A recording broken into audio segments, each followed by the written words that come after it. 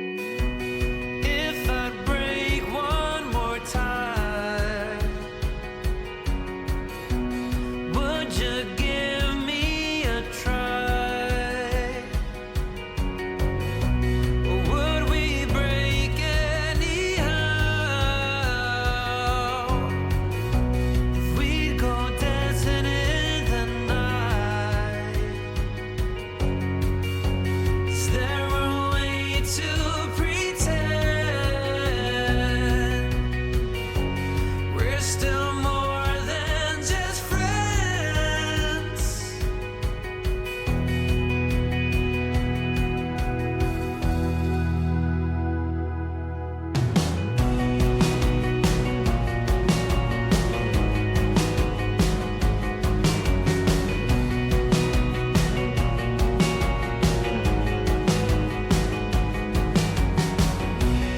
If I gave you the world, would you still be in love? Is there a way to pretend you and I were not condemned? I'm wide awake in dream. I'm wide awake in dream. You know I waited for love, no, anything to keep me afloat. I'm wide awake in a dream. If you just gave me a sign, I would be there somehow. We would just make believes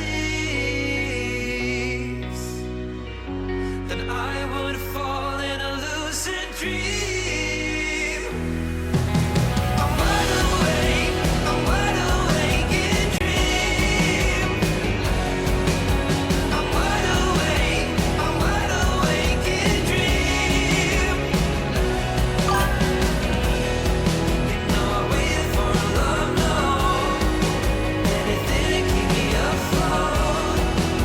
I'm wide awake in a dream. I'm wide awake in dream. I'm wide awake in dream. You know I waited for love, no, anything to keep me afloat. I'm wide awake in a dream.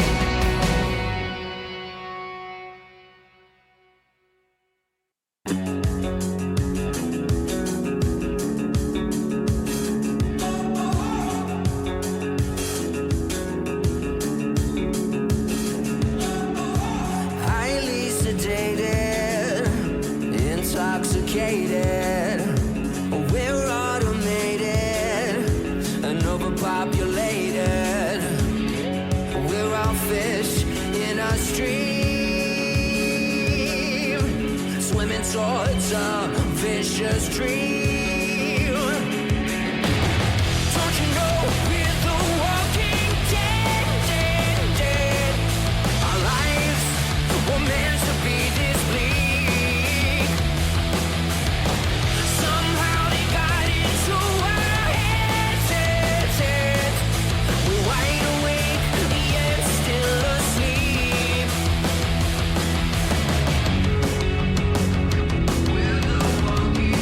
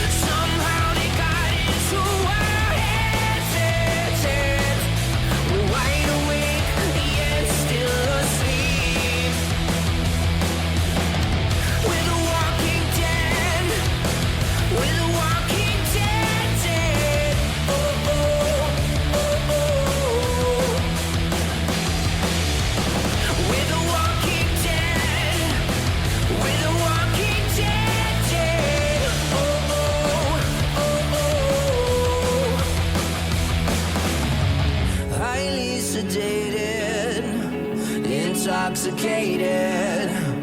We're automated and overpopulated. Don't you know we're the walking dead, dead, dead? Our lives were meant to be this bleak. Somehow they got into our heads, in our heads. We're wide awake, yet still asleep. We're still asleep, yeah. We're the walking dead. We're the walking dead, dead. Oh, oh, oh, oh.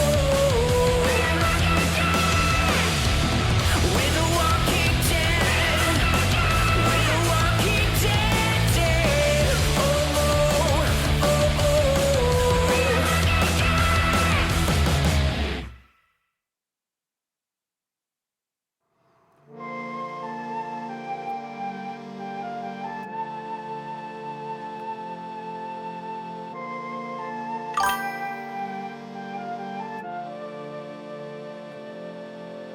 If I were you, I would have gone too.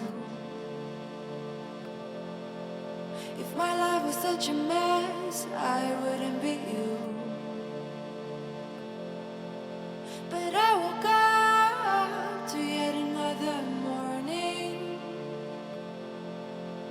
Out of the blue, you went and I was left behind. I know you found your peace and find. There's no reason I'll shed no tears now that you're gone. There are times when I tell you anyway, but I know you wouldn't like it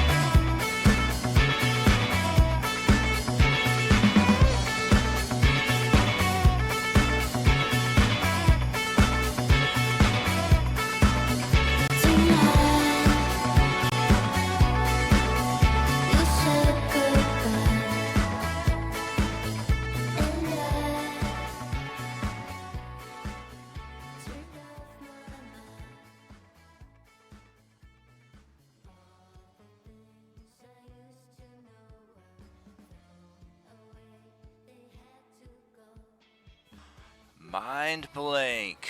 Good morning, friends. Welcome back to where wars are fought in the stars, where fantasies are final, where evolutions are new, where agents are orange, where evolutions are new once again. Damn, not usual that I messed that one up. Where dragons are lanced, where realms are forgotten, and where coals have essence, and where we continue our race against time, against the inevitable execution of all things, orchestrated by none other than the demigod Vecna. So let's get into the adventure today. I am your host, Tragically HP, coming to you live from the 100th Meridian, where the Great Plains begin. We've got our game page loaded up here for Barovia's new dominance, and all we are missing is the entirety of what makes this work. The players. Let's go join them. I'm a simple man making his way through. With all the new changes, it's not bad. Like my father before me. Howdy, strangers. Good morning. Morning. Morning, but good night. Yep, good evening out there over across the pond.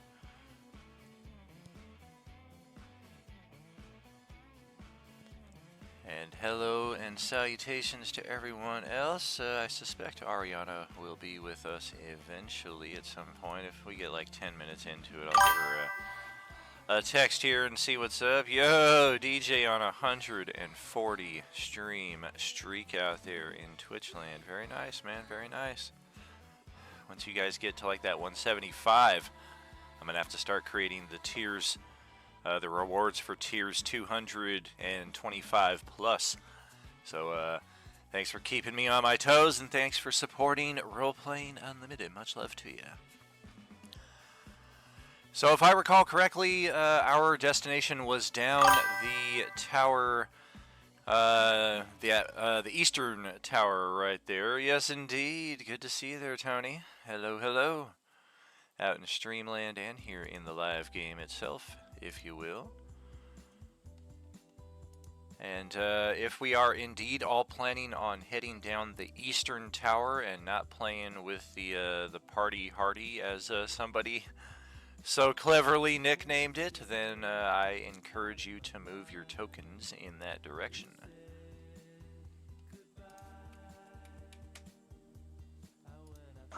Is Worm being word? Okay, that's So right now. nothing. Don't worry about it. A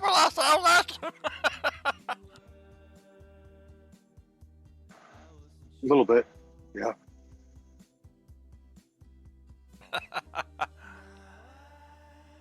So, what's up with the eastern half of our group right here? You guys all want to go down the western tower? Party split. Party split. Tawny Paw will lead the way. Oh, Carl's going that way as well. So, Party split. Actually, let's do a triple party split, because this western tower, the stairs go up and down. So let's have some people go up and some people go down.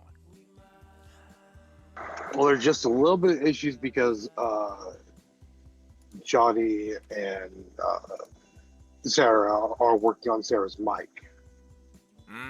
Okay. Well, that makes sense. Johnny wants me to say that my mic still isn't working. He's trying to fix it, but we might be a minute. Okay. Well, how about for those of us here, is the descent down this eastern tower still the plan at hand? I know we already activated the mechanism, and the stairs are in full decline here, so we can access this eastern tower and begin accessing the stronghold itself, but who's to say this western tower, if you go south, doesn't also access the stronghold itself?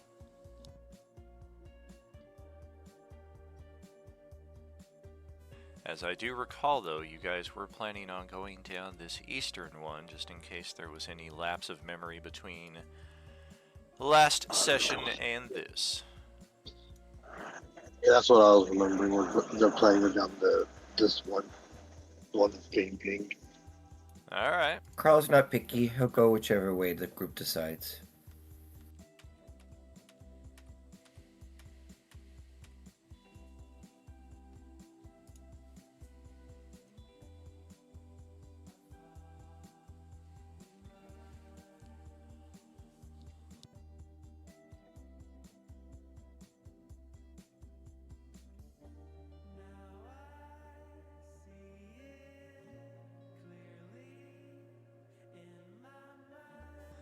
The bridge begins collapsing beneath your feet, forcing you to make a decision right now. No. That's okay. I'll just float and fly. Damn it! I knew that was going to happen. Yep. Well, I'm just saying, like, if the group votes, I mean, why don't you guys just vote? I mean, we can certainly do that again. I know we kind of did that last session and opted east, but we can certainly readdress that right now. So, like I said, I'm pretty sure Johnny and Sarah are both working on their. Correct. Yeah, there's two players not here right now. And Ari's not here yet, so it's really just the four of you who are present to make this decision. So we abandon them. Well, they'll tag along with whatever you choose, I guess. Nope. We abandon them. No, that's fine.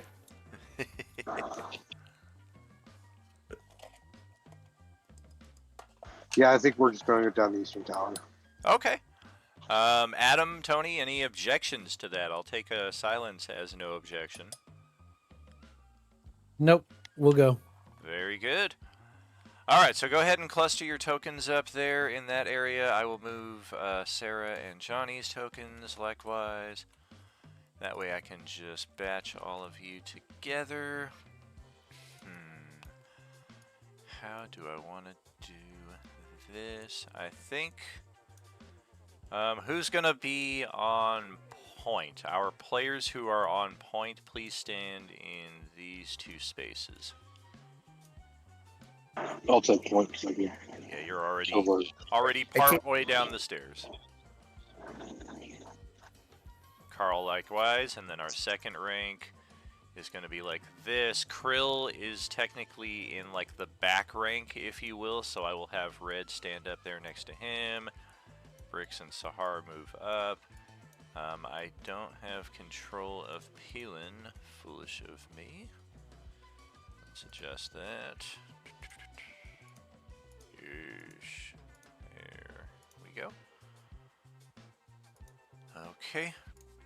And then Peelin will move down here. So yeah, Ricky can basically fill any of these open spaces right here where Peelin is kind of bouncing around. Otherwise, this is the formation. I'm going to copy you all over into the next area. Actually, I think Bricks is going to be standing on the pillar of the spiral staircase, so I'm going to move him up a little bit. Okay. There we go, level 6. We need to bring Sahar's aura, I think. Copy all of that. Level 5. And... Booyaka. Oh boy, that didn't work so well.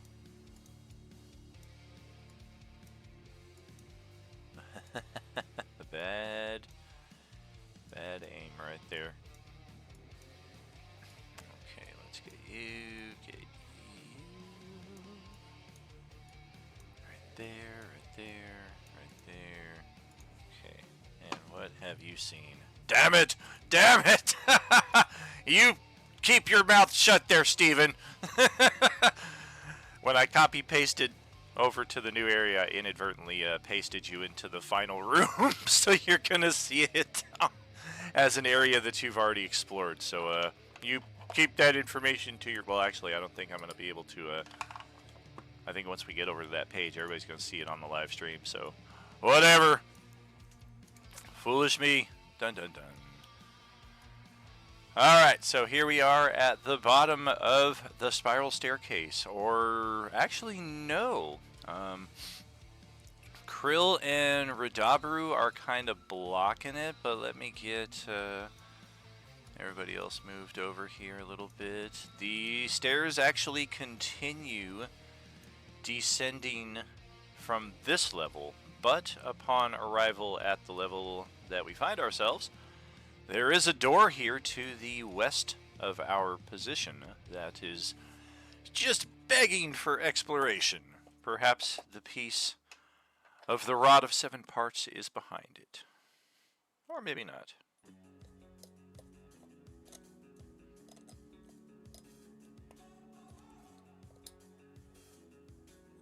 Feel free to move out. It is a pretty confined area, so I would encourage you to not cluster up too much lest anything bad happen. Oh, as Carl and Krill just bounced right in the door. All right. Well, look what we have here. Looks like two things catch Krill's eye immediately. One on the north side of the wall, right next to where he's standing, is a very nice painting of high society, if you will, a game. Royals at a joust appears to be the theme depicted. The parlor here appears to have been ransacked at some point in time. Perhaps some kind of fight took place. Perhaps somebody was just really, really looking for something. But it's clear that somebody has been in here. I wouldn't even say recently, but at some point in maybe like the last week or two, there's already a fair amount of dust accumulation on everything, even the broken crockery and what have you on the floor.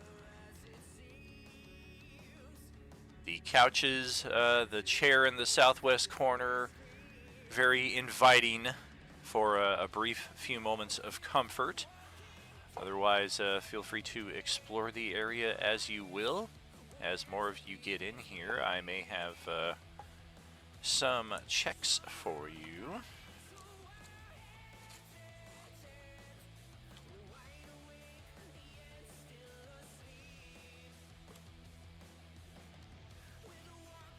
Quill wants to look around. Does my passive perception pick anything up? Passive perception, it does not.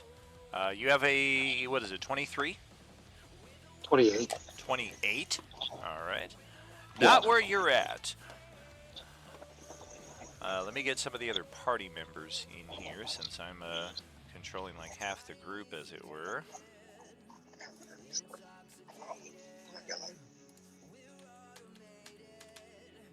Alright. Yeah, we do have a door to the south.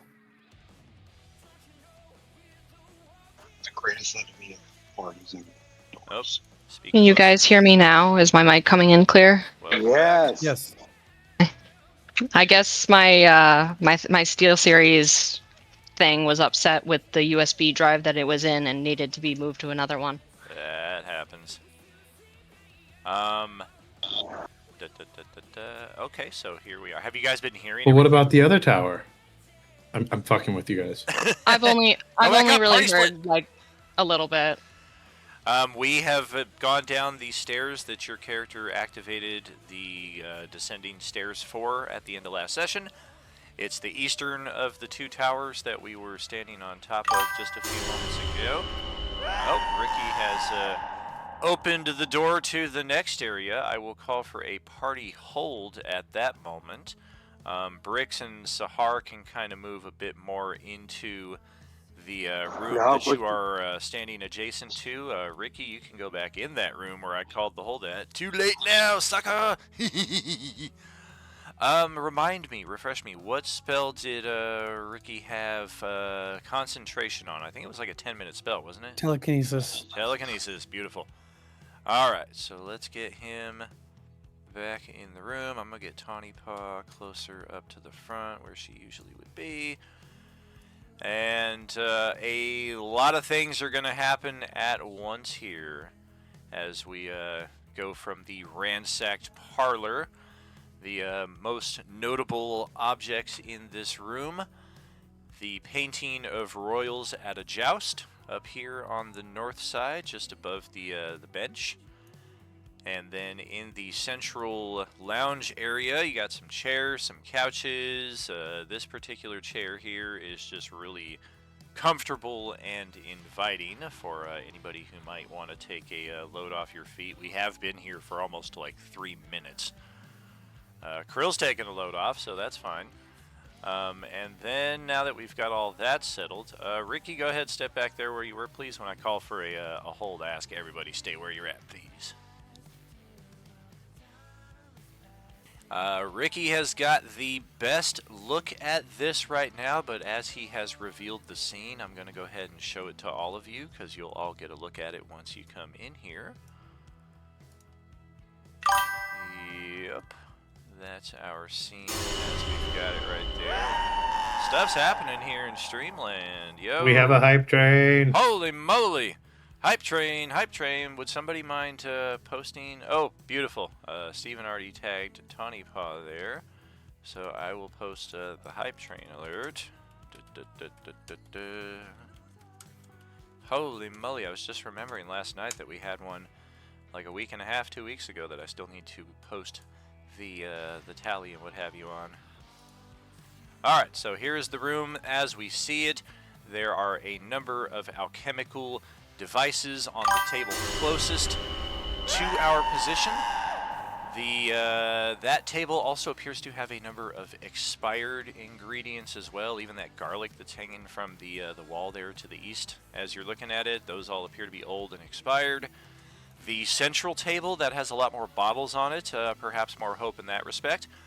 The spyglass in between tables 2 and 3, that's 1,000 gold pieces right there to any experienced adventurer, regardless of whether you ever use it. It's worth a handy chunk of change, even if you just take it and want to sell it later for 500 or whatever you get. The cage across the way is definitely ominous in some respect. I also draw your attention to the trap door next to that cage on the floor there. And likewise, a little more obvious, the door itself right over here. There is going to be some action occurring in this room as well, but first we are going to have a fun little contest to resolve what's going on. Yes. Right back here. We have something to resolve in this room. Ricky, for better or for worse, is exempt from the decisions that will happen in here. So I will have 1, 2, 3, 4, 5, 6, 7, 8 of you.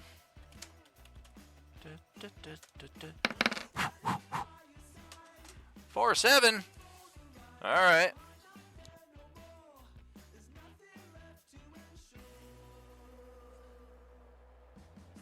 Oh me, oh my. That is some bad news. Alrighty. This is a new feature that we do not encounter very often in 5e, but it's a throwback to old school D&D where sometimes things just happen and you resolve what happens. Okay, what do we have here?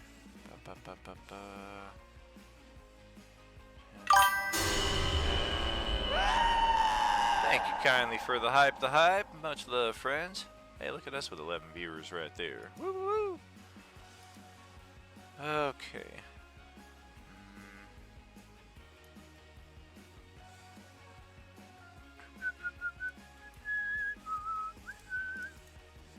That is outdated information, that's why. Alright, so Varys, Carl, you have been selected. Congratulations. Let's see, Varys.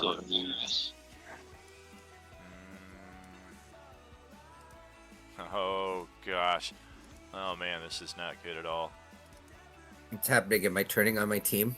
Holy moly, how did you know? We're going to throw a red health bar there under Carl. And for Varys, when your turn comes, I will have some specific instructions for you. But for the time being, let's have each of you roll that initiative, please. So wait a second. I will say I have advantage on saving throw against being charged, and magic can't put me to sleep. Correct. The long and short of it is there is no saving throw. That's what I was trying to shortcut when I said this is a throwback to old school, that sometimes things just happen.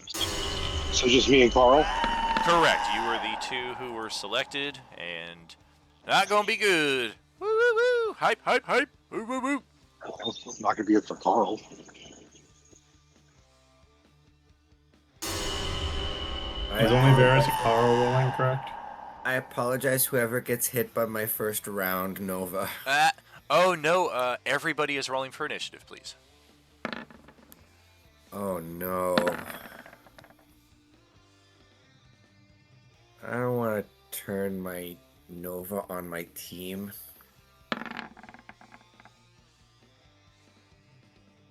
Oh boy, I forgot. What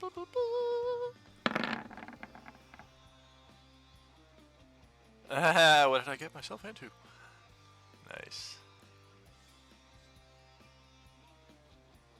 Oh, so that's what a nat 20 looks like in my initiative. Oh, goodness gracious. Holy moly. Where's my... Good lord, there's so many things. Okay. Let's go with gold sword. There we go. 1, 2, 3, 4, 5, 6, 7, because I'm lazy.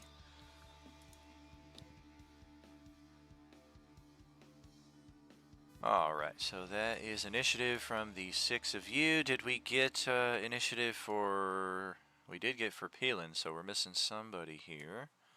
Radabru and Tanipa. Yes, but we're also missing somebody who's here. Ricky's. Oh, yep, Ricky's initiative. There we go, thank you. And then I need to roll for red. Red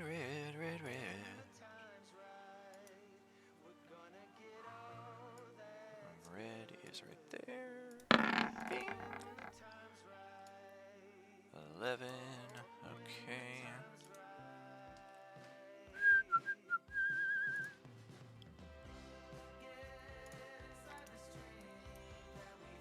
Okay, so that's all of you. We got red. I'm going to actually pause Tawny Paw here until she shows up. We will stash her in the Tunnel of Safetitude. Wonder what's going on. Alright. That's all of you, and then I need one more initiative block. Holy moly! Okay, wow. That is some damn fine initiative.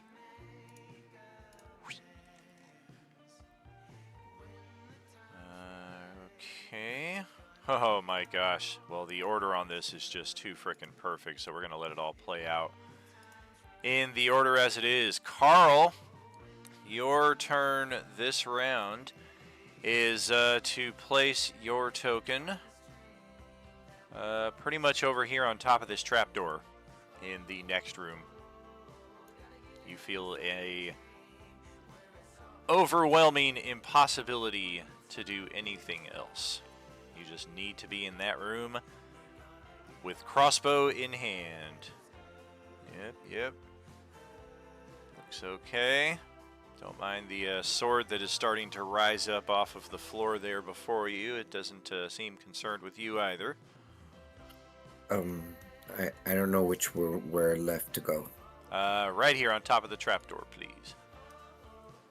Sorry, it was black for me, so before. Exactly. Oh, yeah, you're good.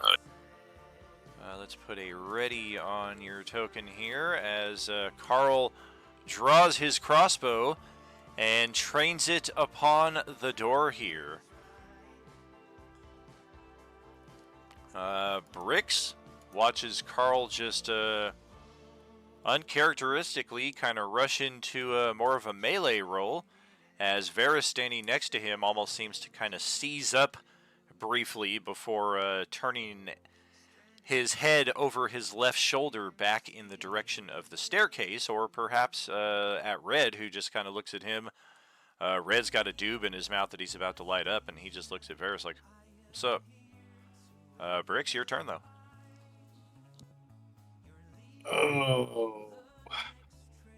Yay! I didn't do anything on my actually- first turn. That's good. I'm good. I'm going to hold action. My action will be if Varys attacks anybody uncharacteristically, I will unarmed strike. Sounds good. Varys, if you have something to draw upon in this moment as a role play, all the better. If not, completely cool. But the worst fears and depressions that he has ever experienced just come flooding back to him in the worst ways.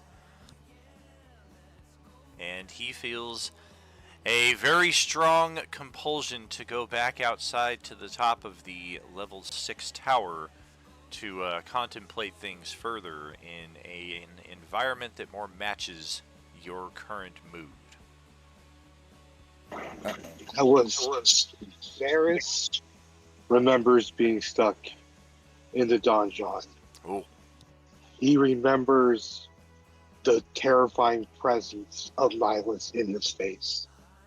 He has never felt fear like that ever in his life since that time. His long life of however many centuries he's been alive. He knows that he needs to stay with his party to protect them. I don't know if there's a check I can make or something I can do, something I can break. I am open to hearing suggestion, but as it is right now, your move is to go back up the stairs. I will say advantage on a charm enchantment saving throw is not the answer. That's from my Fey ancestry. My shield gives me advantage on all saving throws against spells.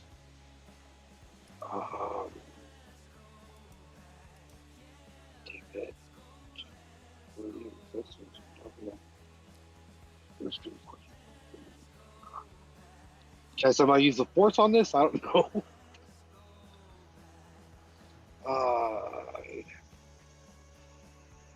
Yeah, that's the only thing I think of is my force sensitive. Try to help me, but after that, I don't know what else to do. Oh man, sorry to hear about that there, Shags. Daniel, quick question. Would my paladin aura of courage help in any respect? Because it says that any creatures within 10 feet of me can't be frightened. He's not frightened. Oh. Does okay.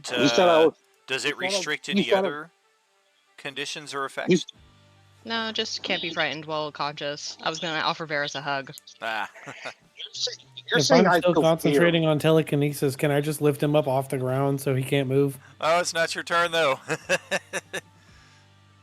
You're saying I felt fear. Fear sounds like a frightening effect. I'm just gonna say it. I mean, there's part of it in that respect. What is happening to you is drawing on your fears, but it is not imposing the frightened condition upon you. Oh gosh, yeah, the PTSD. Oh gosh. Flashbacks. Alright, get your butt up those stairs. 3-minute turn limit is over. Go, go, go, go, go. Thank you, and I will, what is your max movement, as a matter of fact? 70. I'm sorry, you said 70? Yeah. 20, 30, 40, 50, 60, 70. Okay, so we'll actually put you here. Blue dot will indicate you're like on the second spiral going up. Is there actually, there's something better than a blue dot, isn't there? Isn't there like an actual, there we go, there's a spiral. Look at that. Beautiful. We'll take that blue off of you. Just because he's blue doesn't mean he has to have the color blue. Alright, and then as Varys goes hustling up the stairs,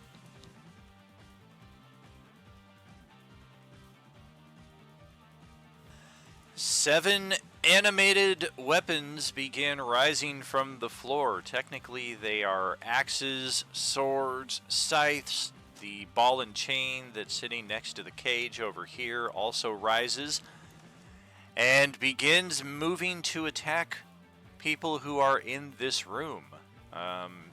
Strangely enough, Carl seems to be an exception, leaving Ricky staring down this entire arsenal of weaponry like, guys?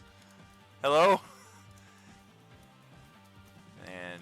there is a limit to how many can occupy the space. So basically, they're just going to be like in a constant state of movement here. Fly in, attack, fly out. If you've got a melee weapon in hand, you'll of course be able to use a reaction to attack of opportunity one of them.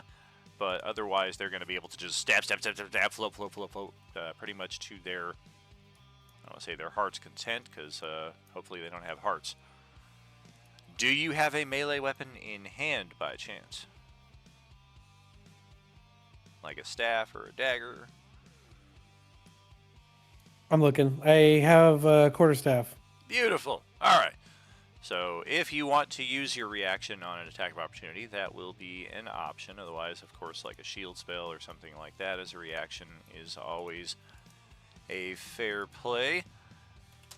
We're going to have the first sword swoop up and take its attack, which is, oh dear goodness, a 28 to hit.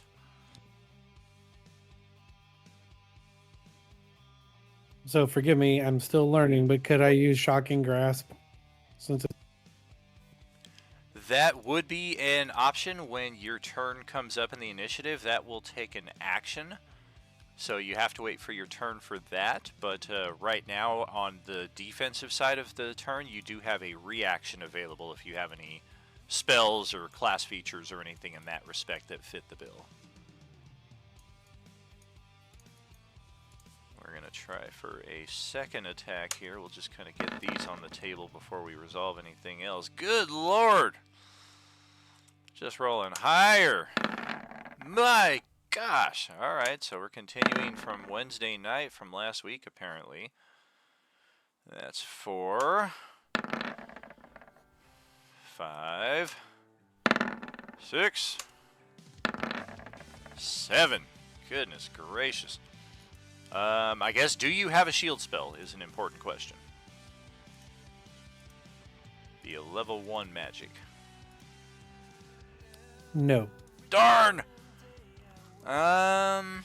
Well, that's, I'm gonna just say that's poor preparation on my behalf. Let's see, what do you have on your equipment list? I know we gave you some items last time around. Yep, we gave you that. We got you stocked up with that. We didn't give you any scrolls, though, so let's throw some shield scrolls into your inventory for moments like this. Scroll.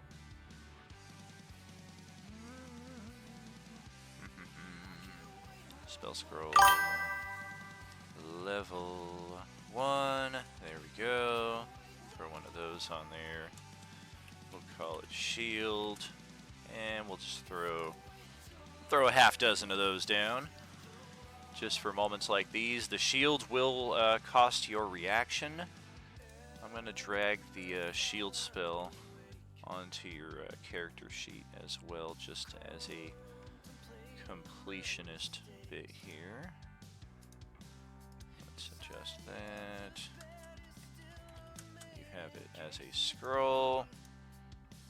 And then that way, in case you're unfamiliar with the specifics of the spell, it costs your reaction. It gives you +5 to your armor class until the start of your next turn. So until your turn in the initiative comes up, you now have a 22 armor class, which means I think 3 of those 7 will in fact miss your character. So 4 of them will hit.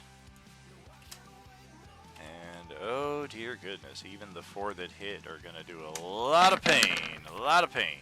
15 points of slashing damage there from the first one.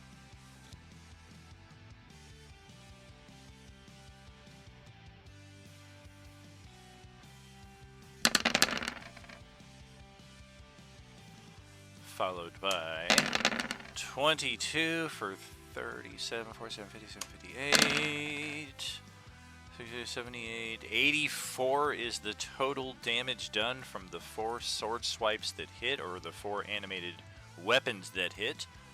If you do not have any resistance to that damage, I don't think you do.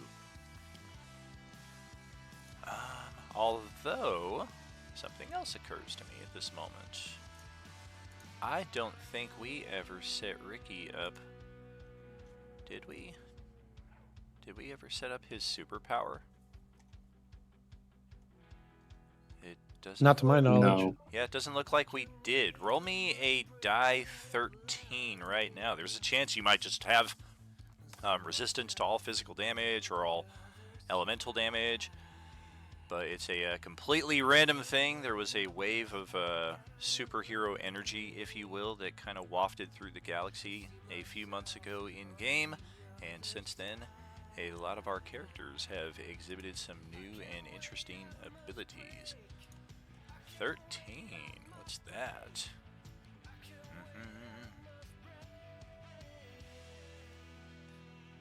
Man, we got a lot of homebrew. Oh, he's got flight. Natural flight. Whether winged or not, this superpower imparts a natural flight speed to your character equal to your walking speed. So not entirely applicable here, but useful across the board pretty much in any situation. Let's go ahead and put that on your character. Source is other. Superpower. Alright, so we got you set up with that. Otherwise, yeah, unless we've got some resistance in play that I'm unaware of, it does appear that 84 damage is the total. And then from that, we will pass it over to Krill's turn. And he can maybe see some of this happening from where you're at. Question for Krill, what is your passive perception? 14. 14. Goodness, you call yourself a rogue? Alright, go ahead. Well, first, Crow wants to stuff the chair into his bag of holding.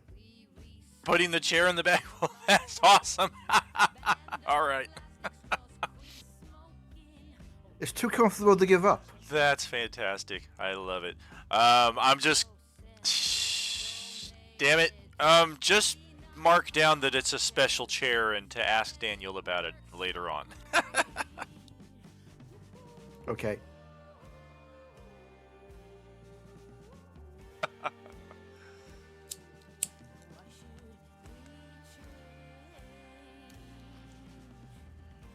Oh, man. Ricky has definitely seen better days. Look at that health bar. Ouch. There's just a pool of blood on the floor and all these animated weapons that start turning their dangerous ends in Krill's direction. Alright, Crow attacks the one just beside of Ricky to his right. Give it a go.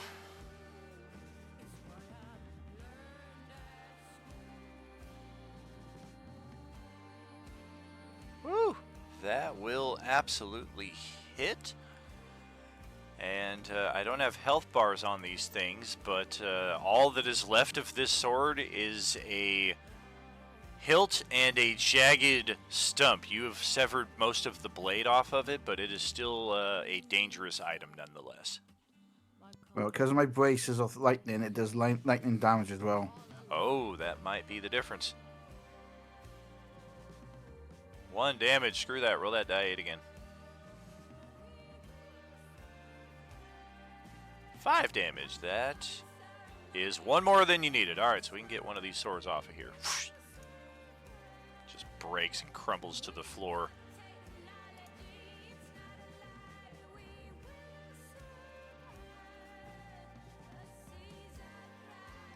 And there's Carl right there with a ready to action. And look, somebody just stepped into the room. Unleash hell!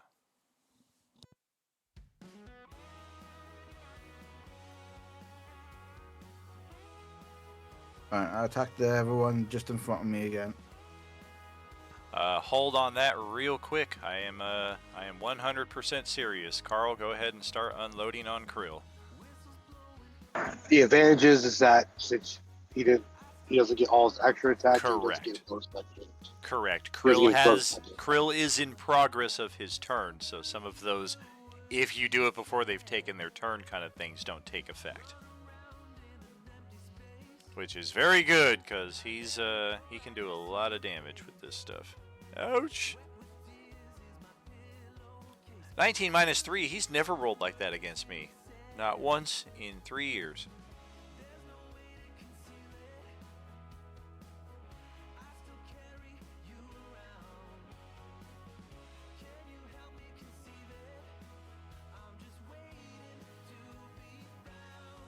What is Krill's armor class?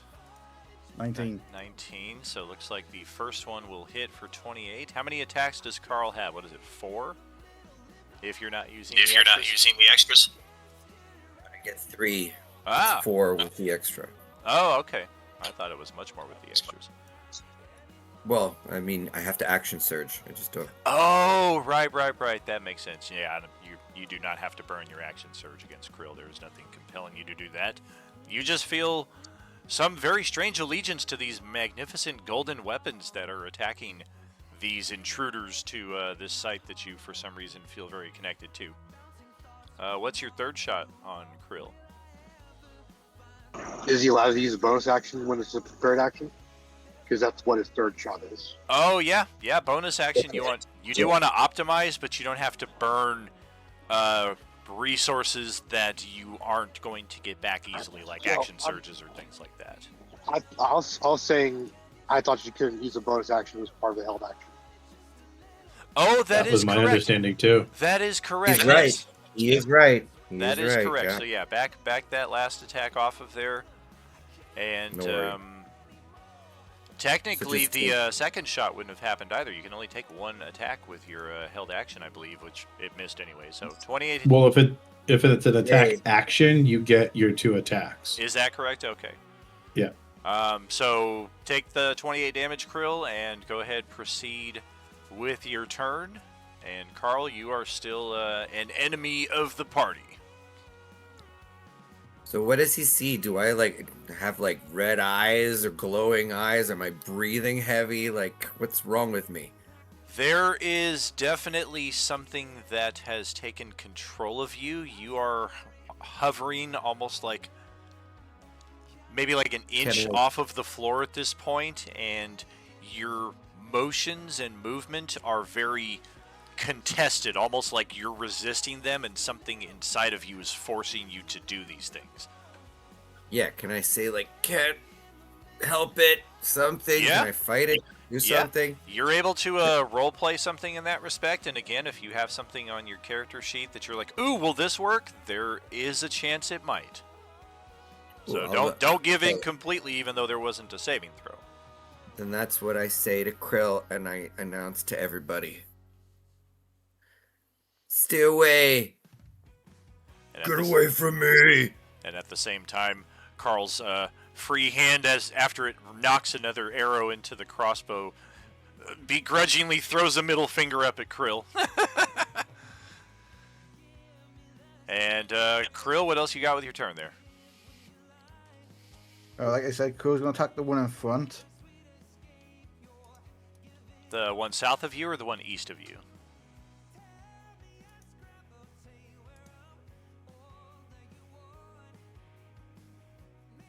The one south of me. South, okay. Alright, well that one I'm going to have to assign a health bar to.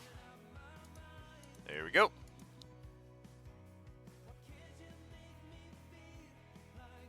That's another 5 damage for the braces for each melee attack. Beautiful. Oops, didn't need that. There we go. And then for my adrenaline ambusher, it gets another 7. Oh. Oh, okay. Excellent. I didn't need to put a health bar down. Excellent. Got it. And then I attack the one on my right for my last attack. That is a near miss. These things are pretty nimble and hard to get a direct bead on.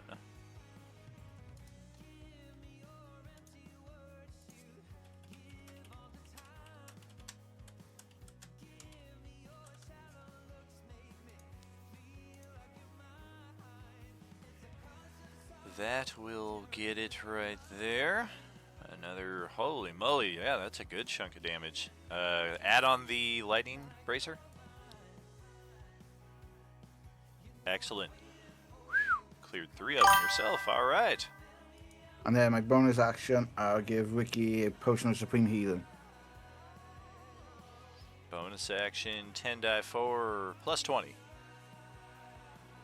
And while you're rolling up that restorative, if you don't have any additional movement, we will pass it to Palin, who watches Varys go right out the door. 10 die 4 plus 20. Oh, sorry.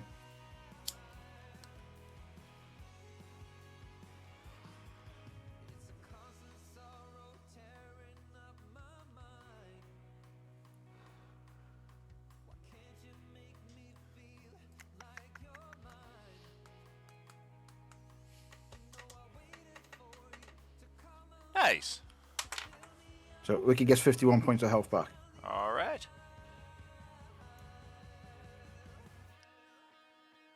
He was at 23, I believe, so 74 should be the new tote. Palin, what you got? Nice. Okay. No idea what's going on. Pillins. Yeah, let's try thread the needle. I wanted to try to attack this one right here if I'm thinking. So let's see if I hit. Because I'll be good if I do.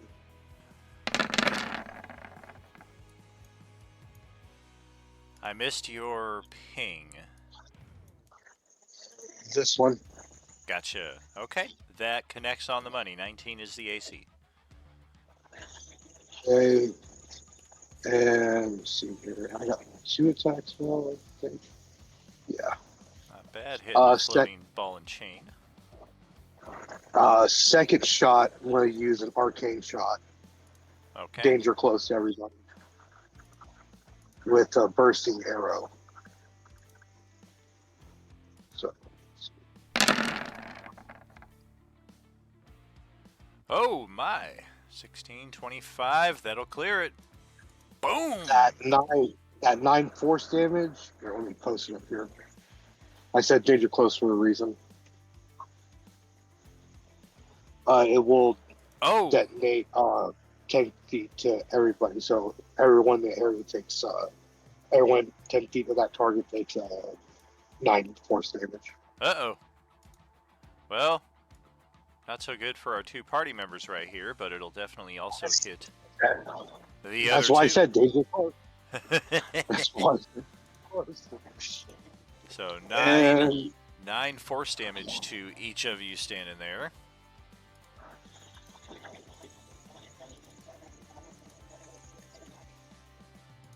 Yeah, but it's also 9 damage across all those other targets in there too. So that's good. Yeah, got it. Okay, the thing activated whenever he walked in. He's going 30, but he's 5, 10, 15, 20, 25, 30. And he's just going to be right here and just turn there, I guess. Who cares about Varys? He knows what he's doing, right? All right, so Red is going to... Well, it's not a lot I can do to snap him out of it. Red is going to watch Varys take off like, guys, that's like not normal, yo. Like, he is always the one to rush in. Maybe there's something attacking us from up there. I better go, like, check out. Yo! He's got to take a dash action to get all the way up here next to you. You okay, dude? I guess he'll see nothing but the expression of fear on me for some reason. At this point, it's more like dread purpose, if anything else. Like there's just something ahead of you that you really need to get to. And for Red's part, we are gonna...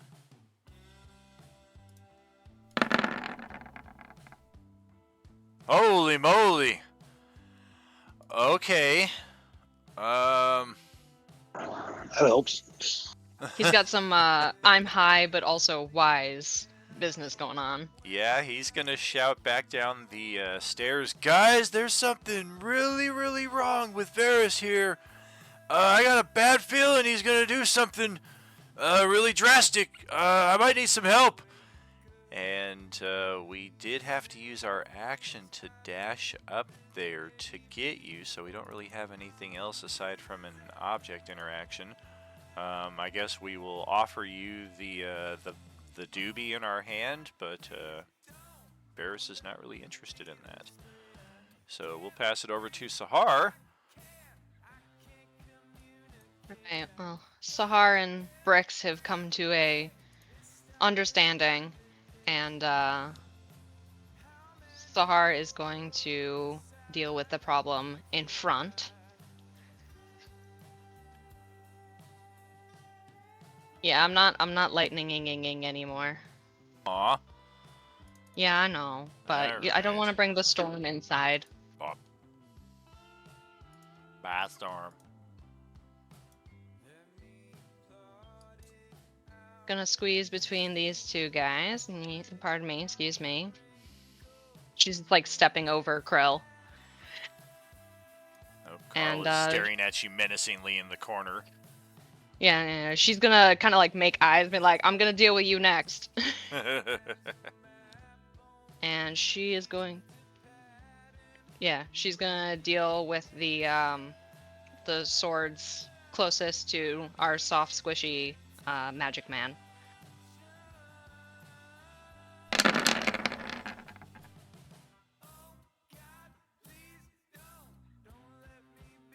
All right, that'll clear that one. And the next, going counterclockwise, we'll say. Okay. Also. And last but not least.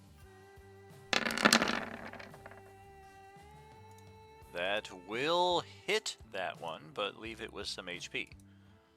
It's okay. That's all I got. All right. I'm sure Krill's gonna shiv it next turn.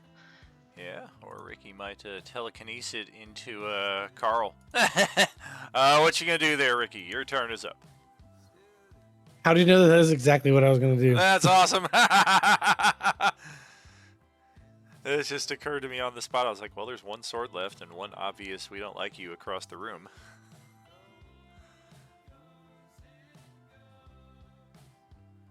Oh my.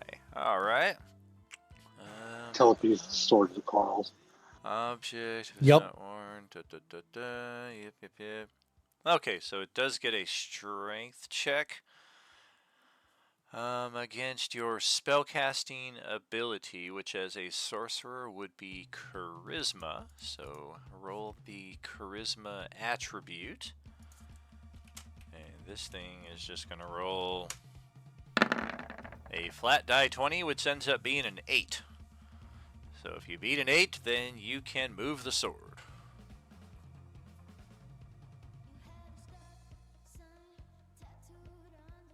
Tie does go to defender, so make sure to get at least a 9.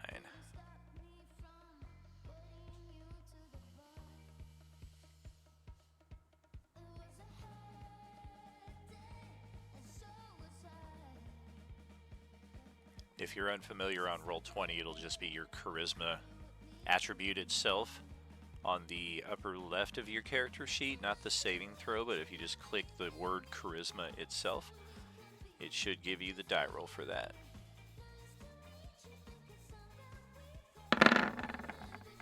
Beautiful. With ease. All right.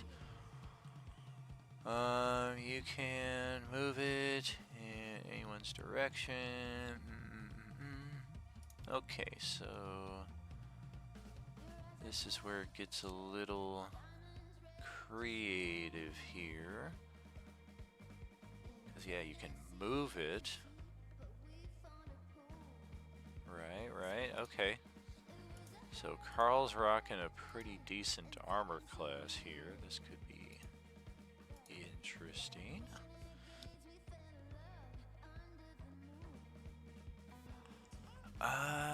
try your chromatic orb spell. That should give us at least the attack roll that we're looking for, if not the damage. The damage for the sword will be what it is, but the attack roll is what we're looking for.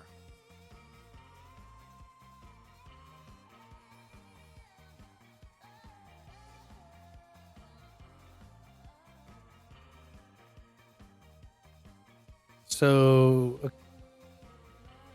Just roll your chromatic orb. Correct. It'll be on the core of your character sheet, though, not the spells section. I think it was like maybe the topmost spell or one of them in like kind of the top center of the core section of the sheet near all of your other attacks.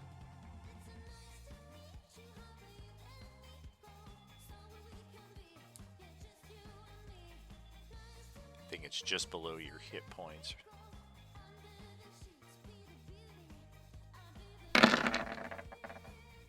Oh, me oh my, that is close.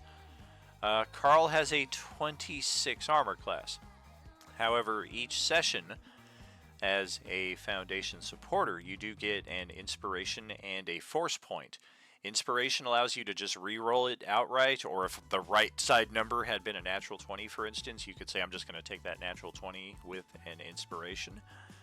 A force point is a 2d6 roll. You take the better of the two, and you can add that to an existing die 20 roll. So in this case, you've come close. You could spend a force point, and as long as you get a 2 or better, it would hit Carl here.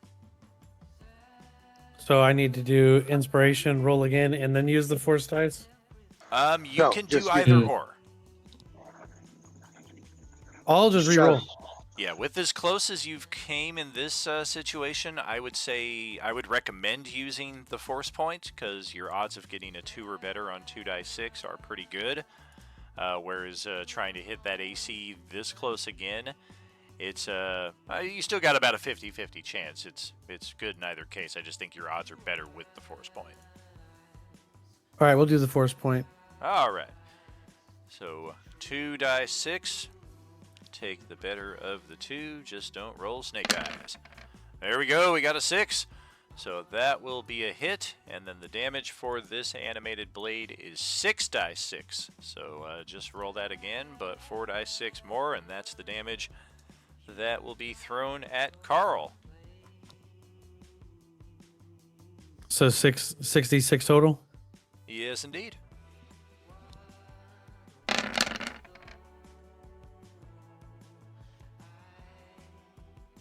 Alright, that's 17 slashing damage at you there, Carl, as this animated sword is just thrown right in your direction. Oh no, Carl's ally of the sword turned against him. Is it, do I put it for my health, or do you do it from the red health bar? At this stage, I would just say take it off of your health bar. The health bars are one and the same, but you're not going to be in this situation much longer.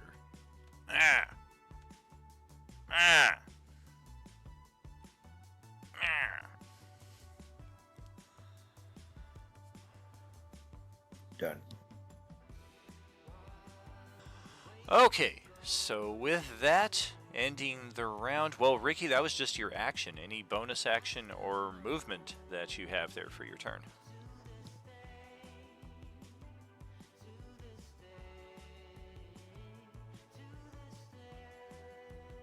I'm getting out of here. Screw that noise. Ricky just needs a breather. Oh, I just realized a GM flub. It's a common one I make, you'll find, is I stabbed you 4 times and forgot to have you roll concentration to keep your telekinesis up, but that was so far long ago that now it's just a, oh well, whatever. Carl, it is back to your turn at the top of the round.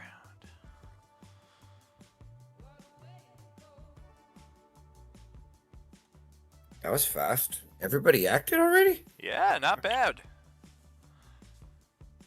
It goes a lot faster when there's not 20 zombies, you know? True. Yeah, I've got some very basic monsters here, and the party cleared them out pretty quickly. You got this sword floating in front of you, but until it was just thrown in your way here, you had no animosity towards it. Technically, you really still don't. If anything, you're more pissed off at Ricky, but he has evacuated the room. So Krill or Sahar, who are you thinking? Well, Sahar's got 300 hit points, so I'd rather do a little tiny bit of his damage than poor Krill. There you go. Yeah, Sahar, and I think I actually, you know what I think what Carl would do if he was, I think he'd spread the hits. That's So what I was wondering. Yeah. Yeah, I think he'd spread the hits. I don't think he would concentrate on one person. Very so good. we get 3 attacks. Yeah, spread them how seems more legit. A natural 1, dude. He has never rolled a natural 1 against me, or if he did, he would use the inspo to get that nat 20. Yeah, I don't think I've ever rolled a natural 1. Wow, the one time I get Carl on my side, and look at the freaking results I get. Man, this is bogus. I was expecting Dark Side Sith Lord Carl, and I got miss every other attack Carl. That's 1 for each of them, and that's Carl's turn. 24 on Krill, 26 on Sahar. Brix, it is back to your turn. Yeah, but Sahar's taking half damage from that unless his crossbow bolts are magic. The weapon itself fires magical weapons, even though the arrows themselves aren't adding more pluses to it. Ranged weapons can get pretty heinous. It does. Yeah, Carl, if you ever get some magical arrows, it makes your attacks even worse because that adds more to the attack and more to the damage. Bows are kind of broken in 5e like that. Well, I have them. I just never use them. Oh yeah, they're pretty sparse, but I'm recommending. I mean, we got like 5 sessions left, and then we got endgame. Like any consumables you've been holding on to, like definitely save some for Vecna. But now's the time. Like start kicking some ass. Like time is of the essence. So the quicker we can get through these encounters, the more it benefits you. I will use them when it's the time to use them. Yes, sir. But I love them. Briggs, and what do you Crow think? uses reaction to a canny dodge, so it takes half. Cool. So Brix is actually going to go after Varus. So 5, 10, 15, 20, 25. He's going to get in front of Varus. Okay. Just a heads up, you need to 5, 10, 15, 20, 25, 30. Another 35 to get there because he's 1 spiral up ahead of you. That's fine. My speed's 90. Beautiful. I thought so. So yeah, you've got plenty of space just to get you on the same position there. And I'm going to block him. All right. Yeah, it looks like he's about to running back, find his gap here. If he moves at all, I will attack. So it's a held act. Well, held action for the same reason. If he moves, I'll attack with a little bit of an unarmed strike. Red's looking at He's you. trying to get that. He's trying to get that stunning strike.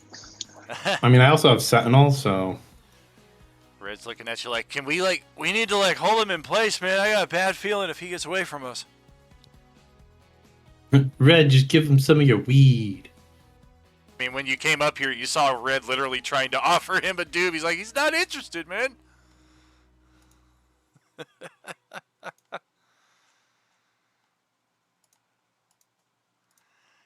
So, holding action then? Yeah, let me see if I have anything good for he's not really willing, so I can't do that.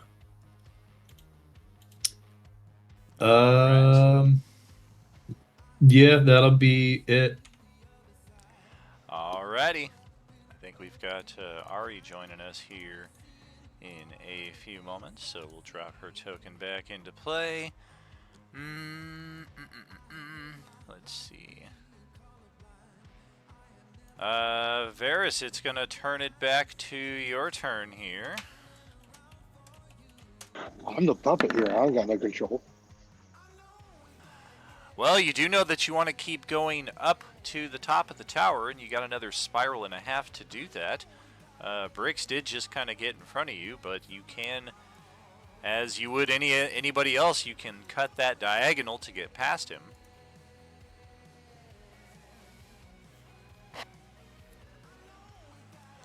Red is going to use his reaction to try to grapple you. So that's going to be my strength versus, or my athletics versus your athletics or acrobatics. Defender can choose. The one who initiates always has to use grapple. I guess I'll use athletics. Athletics. All right. Of course, I rolled 19. Oh, man. All right. Well, my only hope is a natural 20. I have a +9. I'm gonna ask right now: Is that your final? Is that your final answer? I don't want to get a natural 20 and then have you edge me out with a 2 on a freaking die 8. No, I do not want to go up there, but I'm the puppet right now. You're pulling my strings. All right. I am, but I'm not. I can't force you to spend any expendables. That's entirely your call. I'm not going to spend any. All right. For 20. All right. Come on, natural 20. Come on, natural 20. Aw. That ain't a natural 20. That's an 11. It should count as a natural 20, though. All right, then I'll move out of Brix's combat range so you can go and try attacking. Look how broken Red's con save is because his Constitution score is broken. He'll never fail Yeah, again. I don't think I could ever stunning strike Red. I will never fail a con save again. All right, so that's my strike, which is a 22 to hit. Use your actual one, not the orange angel. No, but come on. All right, so that's a 27 to hit. Hey, are you welcome? It does do two attacks because it's special. Okay, so are you going to use stunning strike or something? Yep, stunning strike. It's 19. I don't know why it didn't populate. 19 con. Yep. Great. Con saving throw. Oh, I just have to be great at those. That's great. Oh gosh. Oh gosh. Yes. And you don't move. Good. Also, because I hit you, Sentinel, you actually are next to me. Oh, wow. The one time I mandate some PvP, and look at the freaking dice rolls you guys start throwing against each other. This is some BS. So I do have bludgeoning resistance, or is it magical? It's magical. Oh man, Dungeons and Magic. Yeah, as a certain level, I get magical attack. So 23 plus, so 34 damage. Yeah. So 20.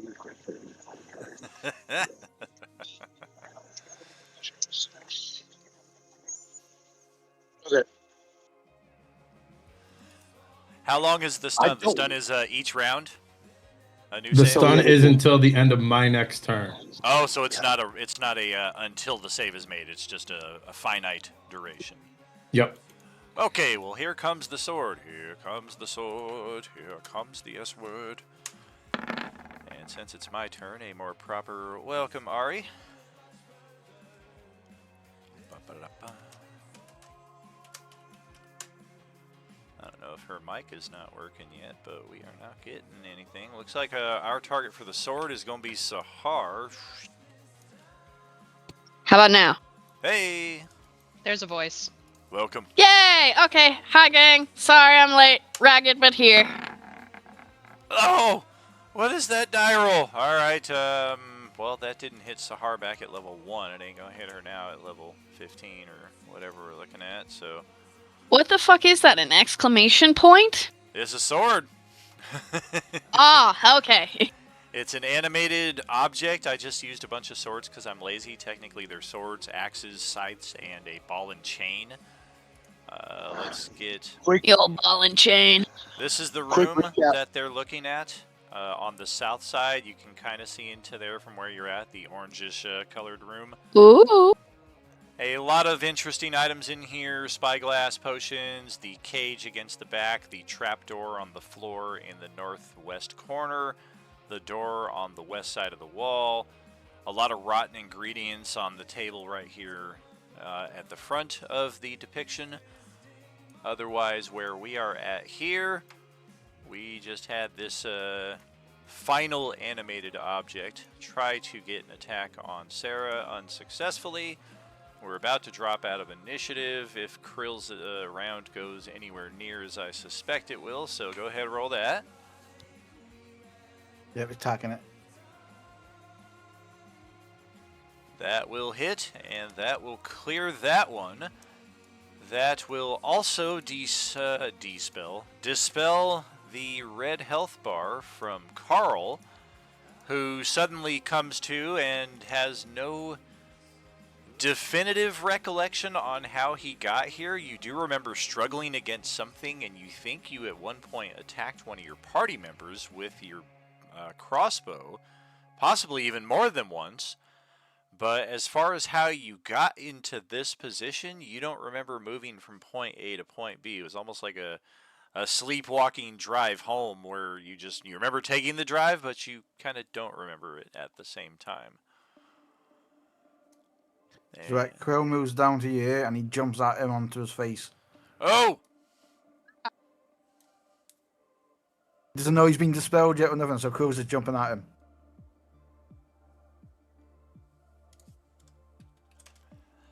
Go ahead and roll. Whatever attack seems suitable in that respect. The damage probably will be different, but if you're trying to literally engulf his head with your form. Mood. Yeah, Krill's trying to wrap his body around his head so he can't see, like. Well, a 19 is going to certainly allow your some part of your body to connect with him, but it's not going to allow the embrace that you are hoping for. His AC is a 26. And then when he gets in there, hello, my baby, hello, my honey, hello, my ragtime gal. That's it from Krill then. He just bounces off Carl's head and lands on the floor.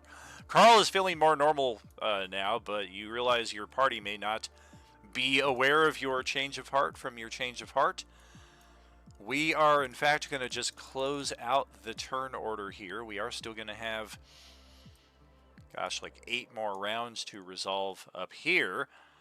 But we will play that out a bit more loosely here over the ensuing minutes. Because, yes, we will drop out of the turn order at this moment and allow you to, at least for those here in the southern area of the map, resolve it as you will. Hey, Carl. I think Carl's gonna get down on his knees, throw his weapon down, and tell everyone that he doesn't know what happened or where he was or what just happened.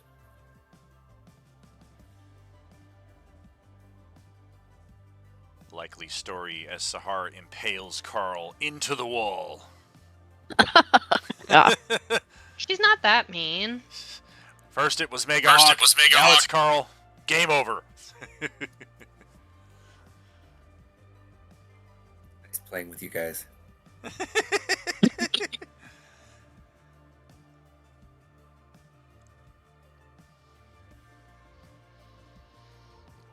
That is correct. I expected your group to maybe linger a bit more in the ransacked parlor before going into the other room, but the doors were unlocked. So Krill activated the parlor, and while we were still kind of casually exploring that, Ricky went to check the next chamber. And that's when the effects within the parlor took place. They are actually possession effects where both of your characters were taken control of by some rather hostile spirits. And Carl's possession resulted in he was supposed to be the one to open the door and spring the trap on your group. And then all of those swords were going to fly into the parlor and attack all of you. But because Ricky walked into the room first, they just all kind of attacked him when he was standing in the corner right now. And then for Varys, his possession is, and this would be humorous if he was ever able to fulfill it, is he has been overtaken by a hostile spirit who ended their life in this very fashion 100+ years ago on top of the 9th level of the very tower that we are within right now. Varus, your purpose is to climb to the very top of that tower, possibly activate any additional encounters that exist on levels 7, 8, and 9. And then once you get to the very top of that tower, take a nosedive off into the courtyard. You're going to survive it because you have 200 plus freaking hit points. And then B, you can easily begin exploring a different section of the keep from there, or just fly yourself right back up to rejoin with the group once you have fulfilled that purpose. So No, I was gonna say I bring a boost, so as soon as I jump, wouldn't they activate anyway? not necessarily. Like, if you're willingly throwing yourself off, that kind of supersedes the magic. The magic is going to auto-activate as a featherfall if you get knocked unconscious. I mean, I can catch you and just fly you down. I think Bricks can fly too. Yeah, I can, but I'm just trying to like stun lock him here for 8 rounds. Exactly. We know. Yeah, I figured I could try to like tackle him too. Yeah, Red was the first one to Strong. catch on to it. He got a nat 20 on his insight, so he's like, something's really wrong here. Varus is trying to like end himself, and then Bricks got a successful stun, and I think between the three of us, we can easily kind of keep him contained for another 40 seconds until the feeling passes and Varus returns to himself, and we can all proceed together. Should someone just sit here with like lightsaber real quick and put radiant damage through me to get rid of the spirit of me? You want somebody just to want- stab you with a saber? My lightsaber has radiant damage. I mean, I can electrocute you. Well, I'll say, wouldn't radiant damage go ahead and just knock the spirit out of me?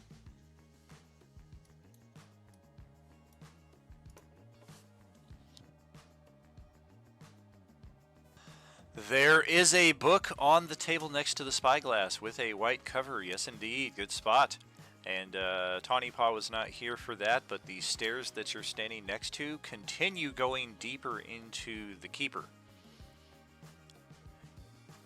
But we did stop at this room here to investigate what was on this level. Loot. Otherwise, that does appear to be everything that we are casually aware of. If anything, the southernmost room where all of the animated objects came to life would appear to have the most interesting secrets to reveal. So any who are within there who wish to check them out, Cairo is checking out the book. He's taking it. He picked it up. The danger. The pure danger of... Oh, it actually just turns out to be oh, okay, well that kind of tracks. It's a Stargazer's book. It does appear to have been recently used, if you're understanding the dates correctly. You, if anybody, would probably have a better track of the Barovian calendar than most of our party members gathered here. And it does appear... that somebody has been using it to track the patterns of constellations, get a firmer track on things in the night sky so as to better aid some kind of ritual which really seems to be alchemical at its core, especially lines up with all of the ingredients and alchemical devices that you can see scattered throughout the chamber here. It appears that they're trying to perhaps concoct some new kind of potion, or perhaps just enhance an existing one. The handwriting is very scraggly and takes a bit to get through, but just on a few moments casual observation, you're able to pick up that much at least for sure. Oh yeah, spyglass, telescopo. Use it to find the G. It's that strong, right? If you believe Just super powerful. that there's a man on the moon. Can we just like quick play this and say that my effect's over now? See it to the fourth wall. Gives you Deadpool abilities. Nice. Can I use any of my checks to try to gain any more information about this ritual, just from what's in the book? You can roll Arcana. I would also encourage anybody else who's in here to get some investigation checks, perhaps, because there's some interesting items to be found around here. Yeah, can I and my effect can get over there to help check out stuff. Oh yes. Yeah, it only takes like 40 seconds or so, so it's a very minuscule amount of time before our trio, or I'm sorry, our quartet up here in the spiral staircase are able to begin making their way back down to the rest of the group. Yo, girl, what's up? You want to do it? You want to toke?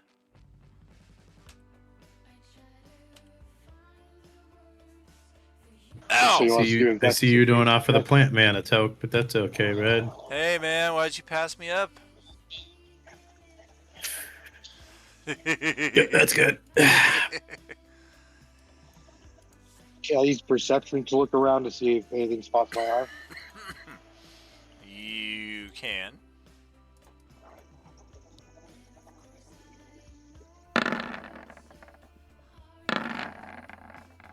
37. Good lord. All right. Well, what I do we have? I don't perceive shit. Okay, we've got. He took one toke. And I It was rolled a one 20 really on strong that toke. Arcana for the book.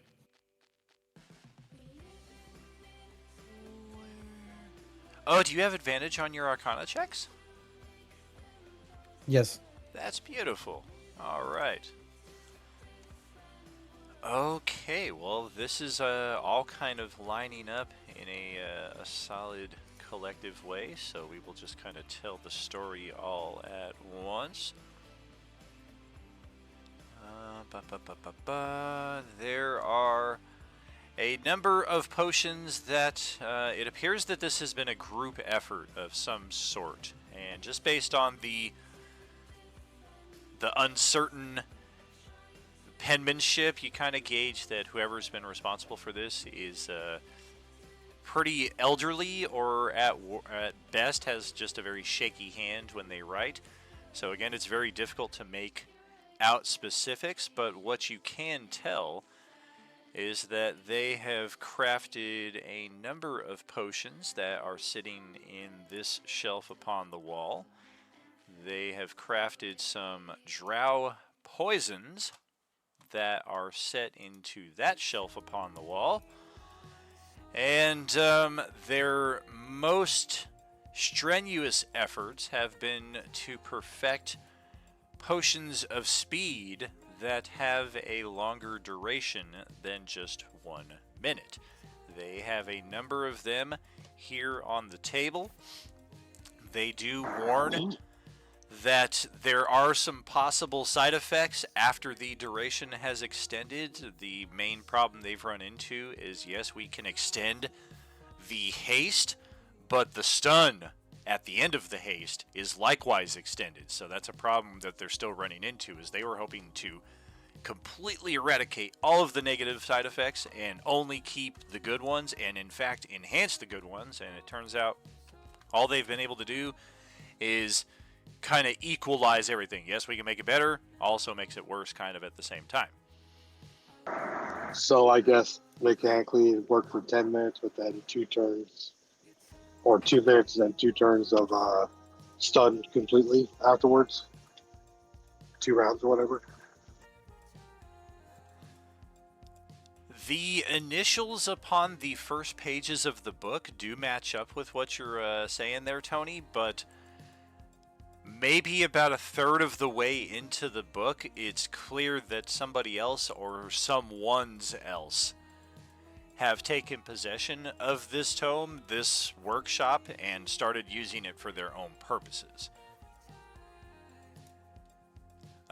Last but not least, where this table is, there are more decayed ingredients, but there's an unusual gemstone that's kind of nondescript, but for some of our more perceptive characters, that tourmaline is very, very interesting. Yeah!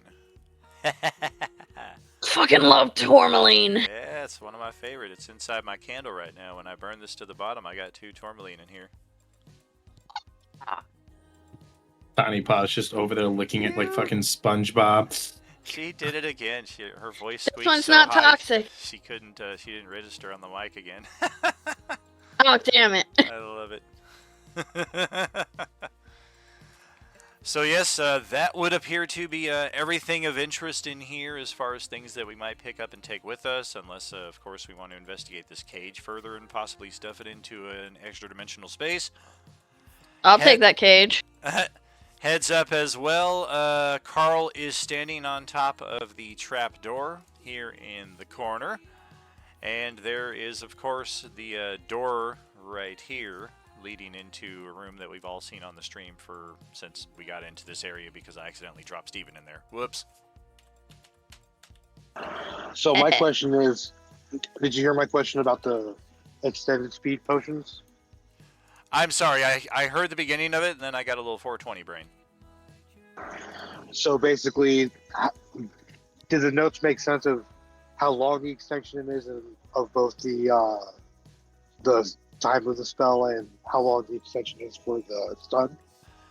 Yes, it does. They have magnified 5 times. Jesus Christ. So 5 minutes, but then you're stuck for 5 rounds? Correct. Can't do nothing? Correct. Ooh. I mean, that's a big risk, but I mean, 9 times out of 10, most battles don't even last a full minute. Very true. It's just a matter of the rare occasion when a second battle might kind of chain on to the end of the first one while that 5 rounds is still ticking away. It's not often. Usually the battle ends and we've got enough time to, regen characters, regen, non-regen characters, get your spells, get your potions, etc. How many potions does those extended speed are there? That is a good question. I left them completely to random for depending on how your dice rolls go here. The Drow poisons, there are 2 die 4 of them. The potions of poison resistance, there are 1 die 4. And the potions of speed, there are 3 die 4. So you can decide who's going to roll that and begin distributing those as you see fit. I want to touch the door. Wait. I'm gonna roll for the speed potions if y'all are cool with that. I already did. You son of a bitch, you're too fast. Hey, I'll do the Drow poison then. I'll do the poison resistance. Oh no! Oh, you would have rolled better, huh? Oh! I didn't say that. I did.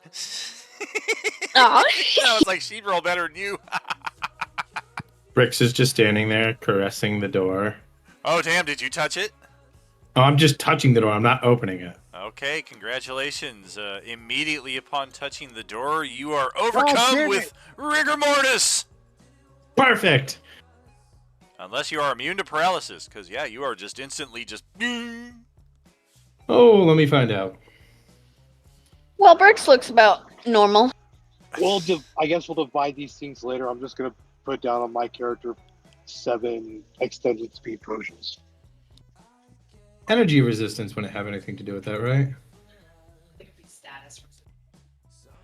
The ritual has been to use the stars and the way that the moon lines up in this particular chamber and the way it interacts with certain ingredients to enhance the existing effects of a potion of speed 5 times their normal power. And they have successfully done this 7 times according to what Steven rolled there.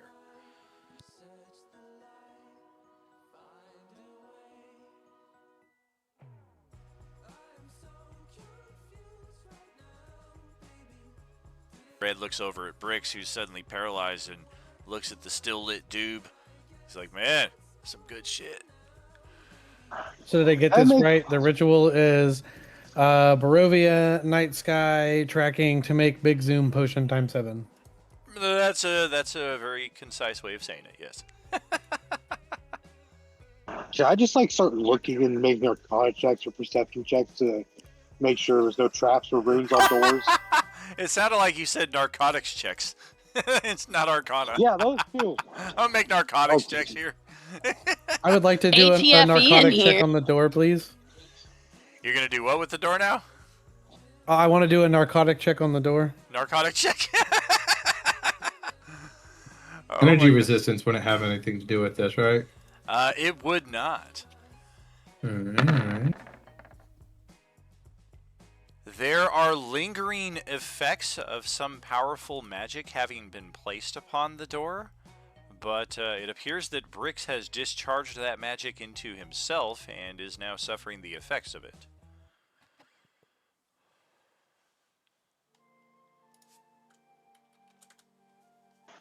Like I said, doors are bad. Okay.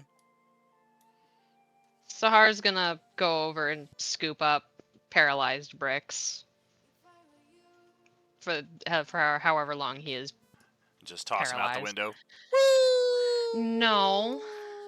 No, she's discreetly smelling his hair because he smells like catnip. We should wait until his paralysis. We should wait till his paralysis is over before we move on, just in case there's something crazy inside about to happen.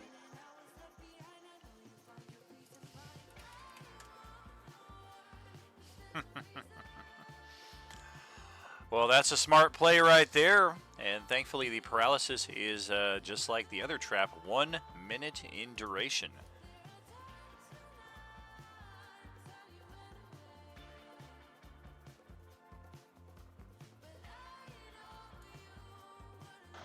So, what do we learn? Doors are bad. Don't randomly touch doors. Don't randomly pet doors. Don't randomly open doors. Because God forbid, But some licking spirit rocks comes is into your okay. body. You can lick as many rocks as you want. Yay! Tony's licking the ground. Of course you would. Who took the tourmaline? Oh, if that's up for takings. I mean, unless somebody knows what it does, Tawny just likes it because it's pretty. Can I make an Arcana check on it to check it out? You can.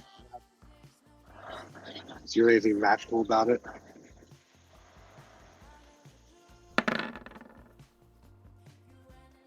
$24. It's magical. It's definitely a unique item. It's definitely something that somebody put some love and care into and probably customized enchantment to their own specifications.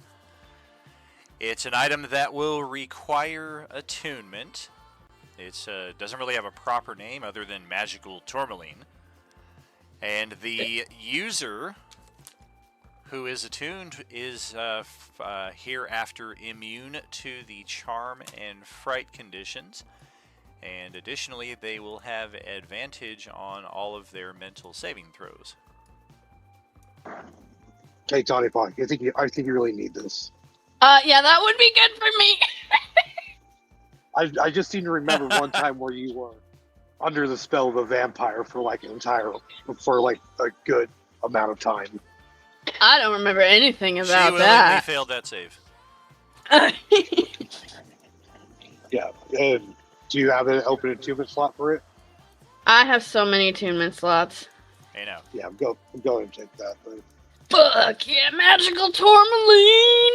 Beautiful. I've got my very first tourmaline always within hand's reach of me right here. This was one of the first crystals I ever picked up. Yeah. Should we fashion it into a ring so it looks like a ring pop? So you can just flick it every once in a while. There we Oh, go. hell. Yes. I had a geology prof. She wore tourmaline just straight up the rock as gauges in her ears. Oh.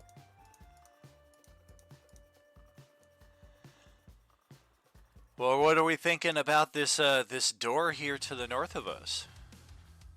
Or the trap door? I've really taken an Carl was interest in standing opening trap doors. Let's do it. All right, Carl. Now, check that door underneath your feet before you open it to make sure there's no magical traps on there. I'm just going to stand over here away from you. Just give it a good old stomp. Is Carl still here?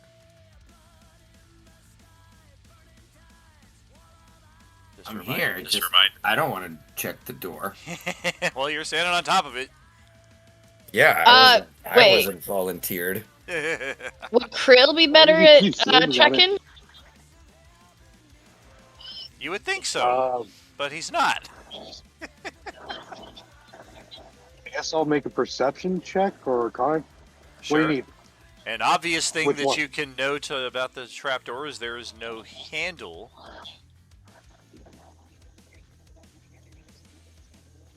Uh-oh. 31. 31. Yeah, there is no obvious way to get this thing open.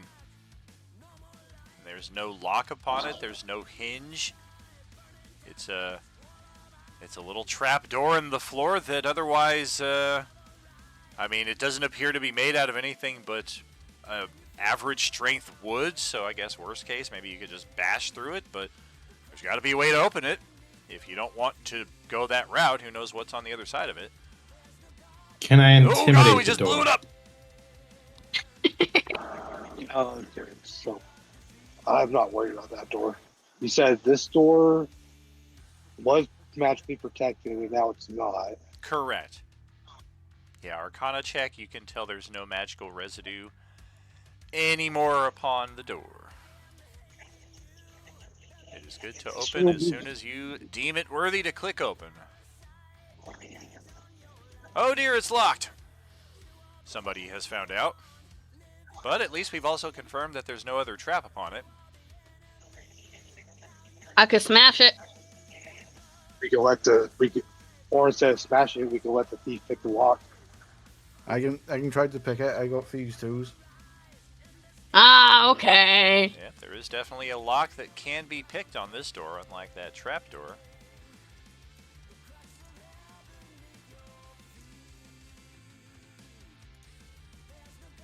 A 30, holy moly. All right. Dang. That will click open and reveal the chamber on the other side.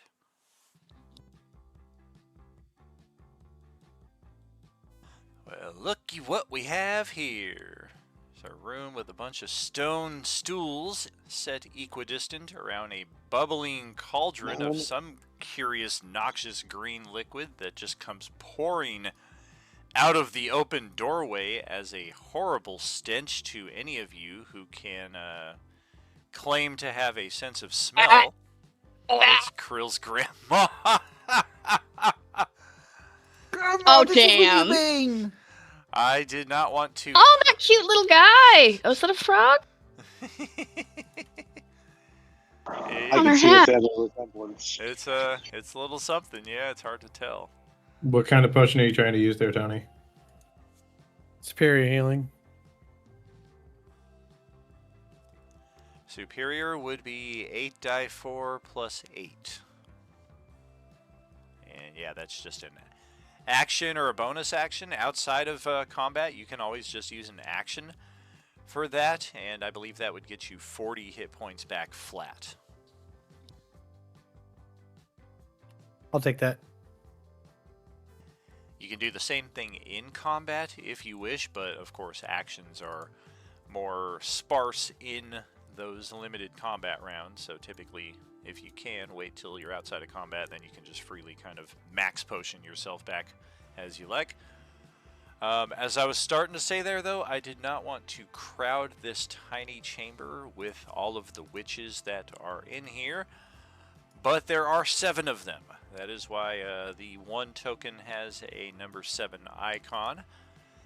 They do not appear hostile upon your arrival. If anything, she does look over at you, or they do, with curiosity, smiles, and perhaps a bit of fear. There is an open tome of some sort sitting across the room on an old withered table.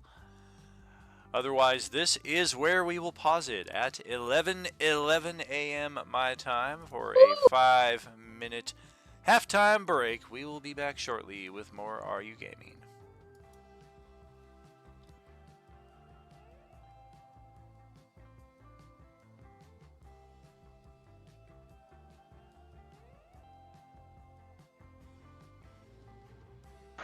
Oh, I like my bed now. I bought new sheets, and they were so fucking comfortable.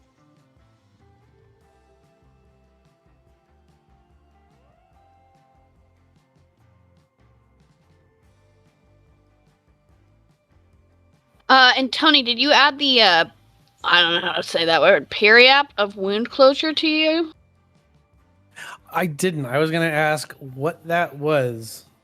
Sick. So it basically just like takes you back up from dying, back to I think like 1 or something health.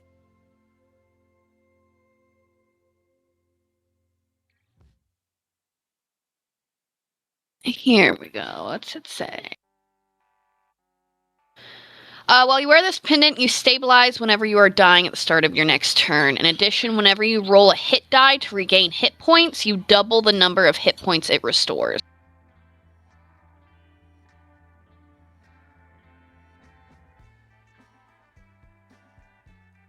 But it does require attunement, so.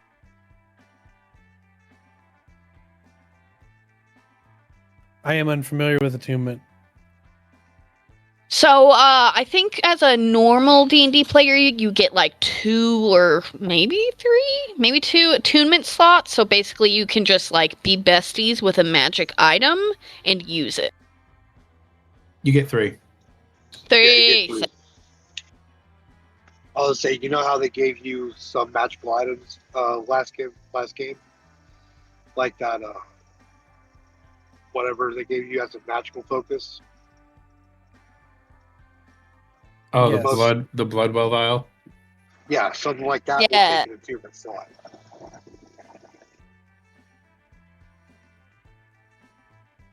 Do I have to do anything special with that, or does it just stay in my inventory?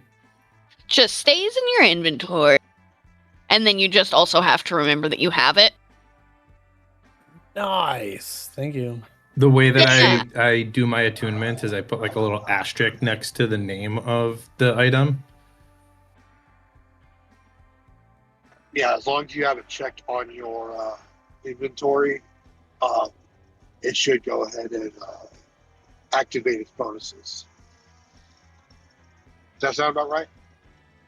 Oh, yeah. If you drag it from the, So if you go on Roll20 to the books leaning next to each other, and then in that search box under D&D 5th edition, you write wound closure, you can search up the item and then drag that onto your character sheet, which does have to be in the same window. It can't be like popped out in its own window.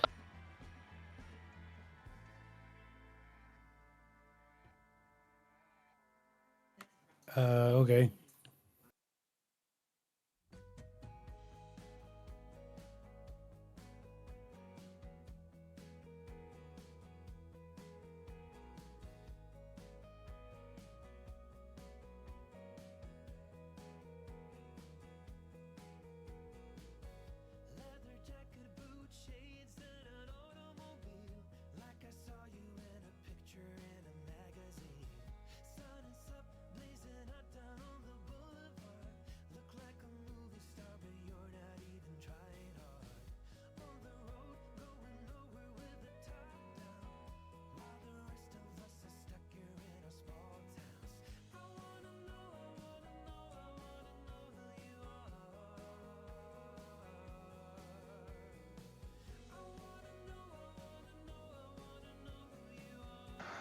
Start looking at some chimneys.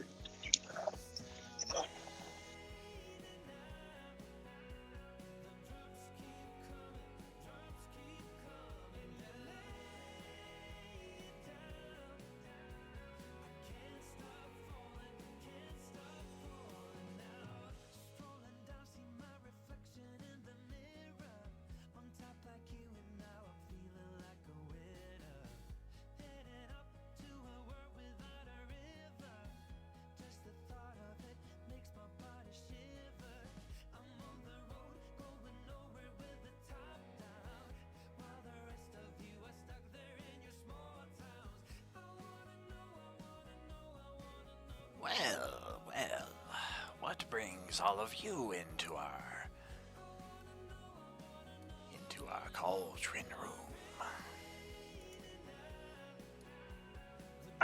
Searching for something specific. It wouldn't be 7 witches or a bubbling cauldron, would it? No. Just a magical stone of sorts. A magical stone. Is it tourmaline, by chance? I'm not sure what it is. It's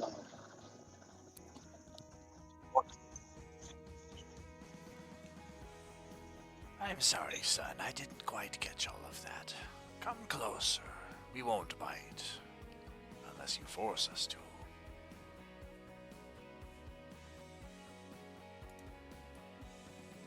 The voice that speaks to me doesn't sound like it's coming from the goblin who opened the door. Oh my god, what is that? I'm a plant. Oh my god. Yeah. I'm the trash man. Da-na-na, da-na-na. I guess. Do I just call it a piece of the rod of 7 parts? TM. That's entirely up to you.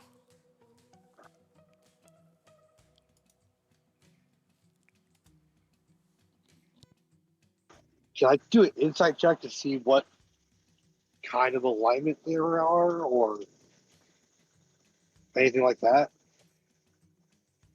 Even though my insight You can sucks. try to get a gauge on who you think you're interacting with if you'd want.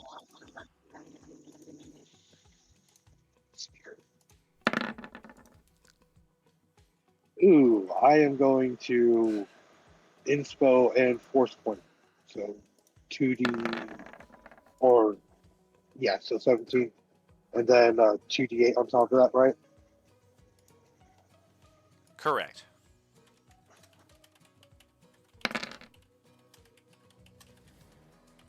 I have So a 23.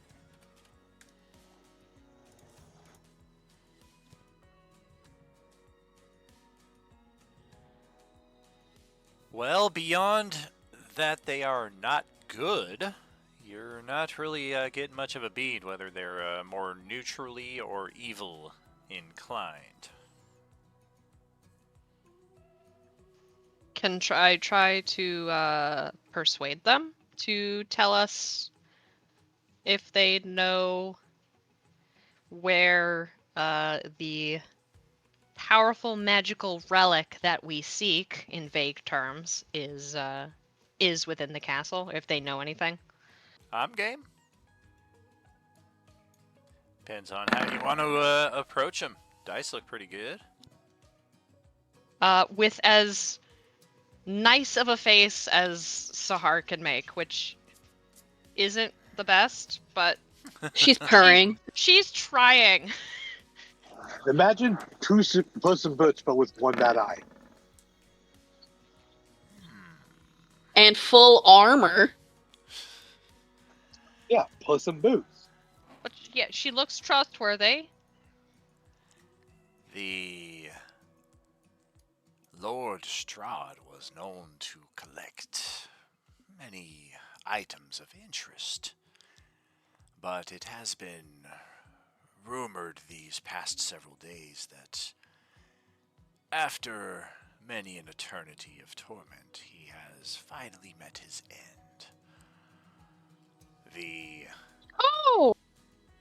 domain of his castle is still very much unexplored, unknown.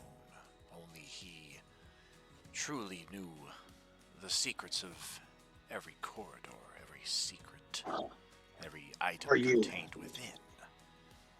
Are you happy Lord Strahd is dead? Oh. Oh. There are. Alright, well, that's a different check entirely.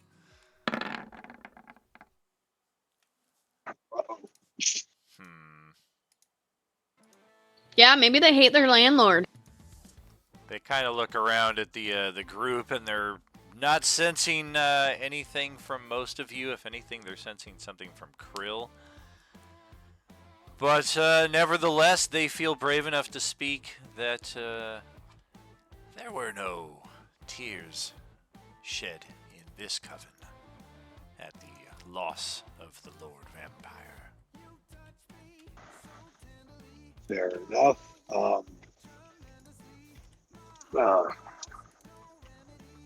It's just like small group huddle between like Sahara and Breaks like military. Should we just say that we killed Strahd? This whole place is about to detonate soon, and we're trying to find the peace we need. We could barter that. Oh, I'd say potentially leaving out Strahd's death. Just it happened. Oh no, we're so sorry. It happened.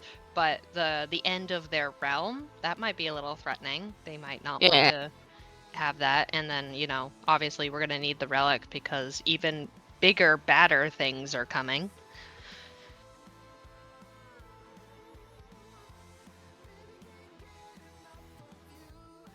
So yes, as we were saying, whatever item it is that you seek from his possession, we are not interested or in any position to impose or impede upon your search. We can assure you that we are not in possession of such item, and we are equally unsure where to best direct you to find it.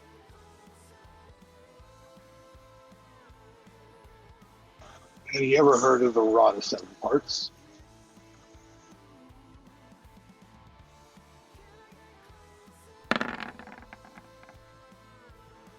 As soon as Krill touches the book, damn, another natural 20. Goodness. You take 8 points of psychic damage, and there's a loud screech from that corner that draws all of the witch's attention. Don't touch our book! It's not a library, Krill. Apologies, witches. He has sticky fingers. Is your name in the book? That book can be quite painful to those, the uninitiated. Most books are that way for me. The Rod of Seven Parts. Quite a unique and rare piece of lore.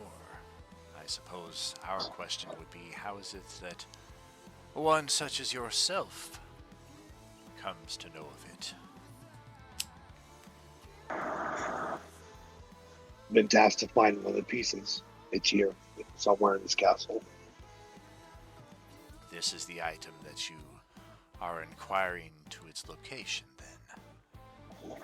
Yes.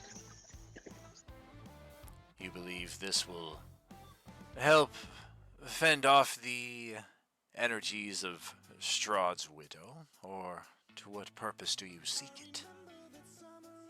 If you know about the Rod of Seven Parts, you know what its main use is for. That is a true enemy. I do, but I do not see what role a demigod of undeath has in the realm of Barovia.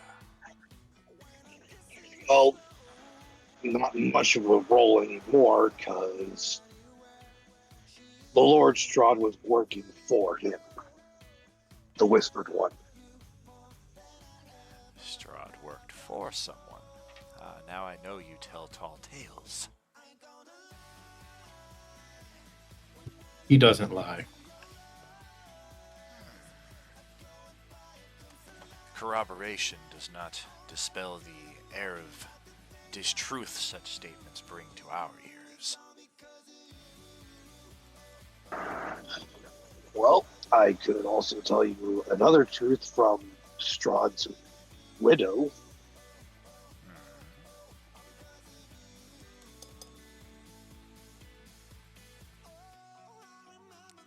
We are listening.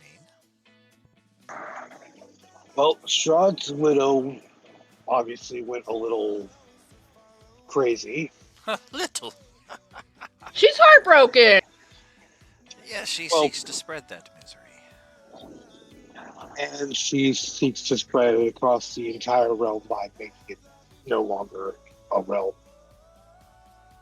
Letting it The witches nod disappear. along, knowingly, as you're speaking this truth, like, yep, we're pretty well aware of that, and they just kind of seem morosely resigned to it, like, what are we supposed to do? She alone holds the power. I mean, she's just another Strahd, and protesting, attacking, acquiescing, begging, advising, like any approach that they take, we're going to have just as much luck as we have with Strahd, if not even worse, because she's in a state of grieving, whereas Strahd at least had centuries in that mentality to kind of he definitely didn't get over it, but he was able to progress to different levels, whereas the Widow is like 10 days after Strahd was killed, so her stage is much earlier right now, and all she sees is nihilistic apocalypse. Yeah, so basically just Mood. on that. Yeah, it's just she's created some sort of effect to effectively destroy this realm. If there's a way for you to leave, if there's a way for you to leave. There's a way for us to leave. We can leave the castle, we can retreat to the village, we can retreat to the countryside, the darkened woods, any number of locales, but Barovia's mere hours are numbered. Anywhere that we go is pointless unless there's a way to either extract from the realm itself or cease the countdown.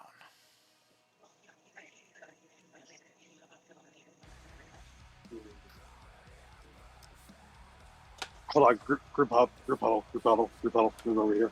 One moment, just let us confer. Should we just go ahead and offer them to come with us if we can find the piece that we need? Do we think 7 witches from Strahd's castle will fuck up our dimension? Will we think they might be grateful and help us against Vecna? Yeah, that's a good point. The witches are stuck there, and they know it because the people that live in Barovia can't leave Barovia at all unless they're Vistani or Strahd will let them. But Strahd's dead. We can make that offer if they can help us find the piece of the Rise hidden parts that we can extricate themselves from the realm whenever we activate our way out too. What aid? Maybe we should ask what aid they could give us if we had something worth offering before we show our hand.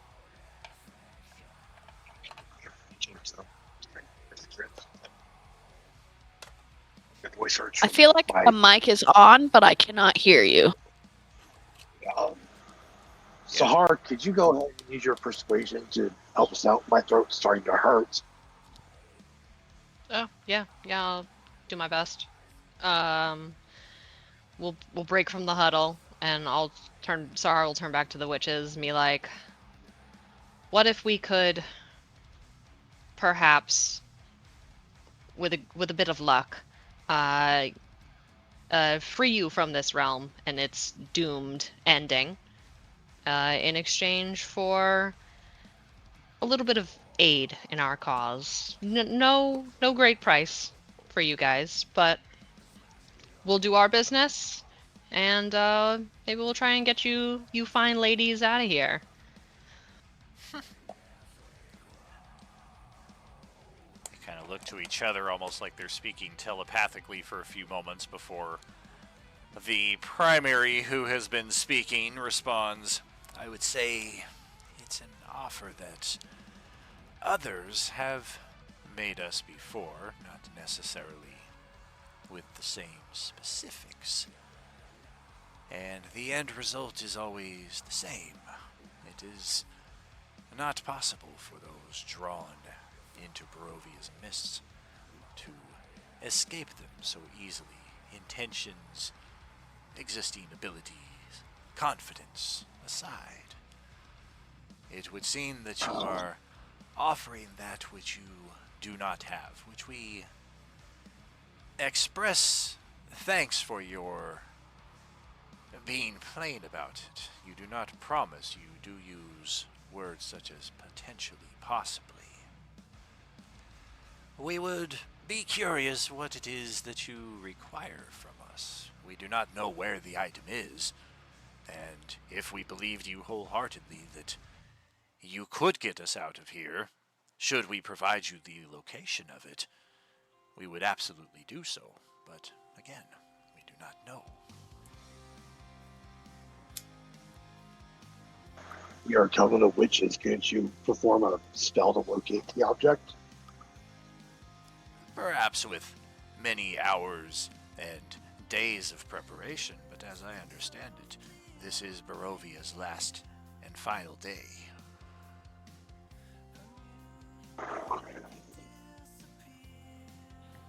They could join us for the rest of our adventure and then dip with us. Maybe. Tawny Pot like quietly whispers to the back of the people in front of her.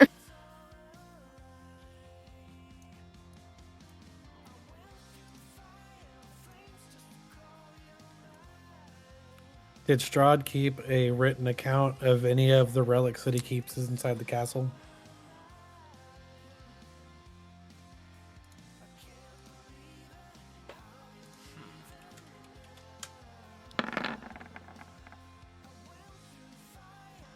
If he did, that is knowledge that only his widow would possess.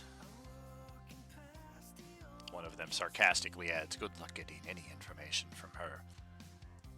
Oh, it's just a hologram watch that Tawny Paw wears. She can bring up, like, Caius's image anytime. So just a little keepsake.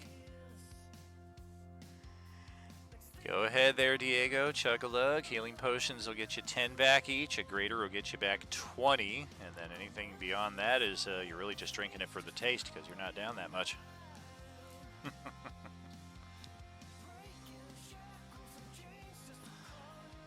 We thank you for not being aggressive, bloodthirsty mercenaries, barging in, attacking us, looting what remains.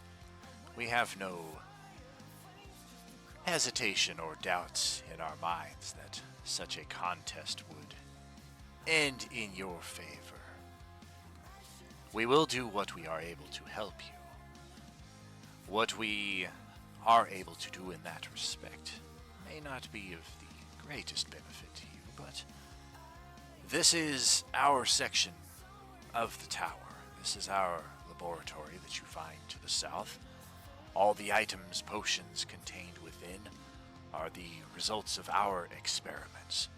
You may help yourself to any of the items, potions, experiments, alchemical devices, anything that you believe will be of use to you in your journeys ahead.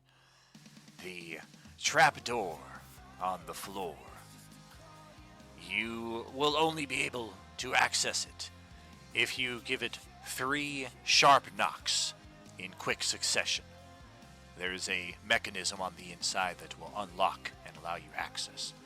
It leads down into a closet, into the room that all of us collectively share at different times of the day. The spiral stairs that you took to get into this area will likewise lead into this same general space, just from a different approach. If you take those stairs, it will lead into a parlor much as the one here, but not quite as damaged from a recent skirmish. There is one of our coven who resides in that area. When last we were aware, she had taken up residence there. She may be perhaps a bit more knowledgeable and able to help you, but she may also be a bit more aggressive upon seeing what she will consider to be intruders. A few quick questions. Is there anything we can say to her to show her that we were friendly to your coven thus far? As soon as we see her? You can speak truths as plainly as you wish, but she has her own ways of coping with the inevitable ending and execution of all things.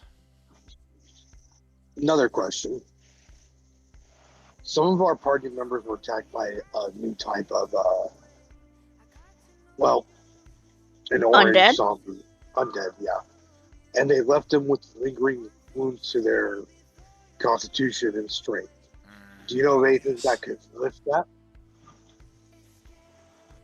There were rumors that such powerful new Agent Orange zombies had been reserved for moments such as this.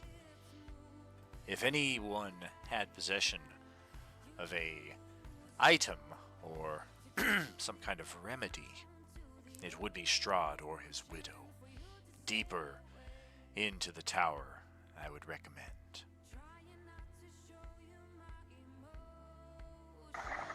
So like a little roads lead down.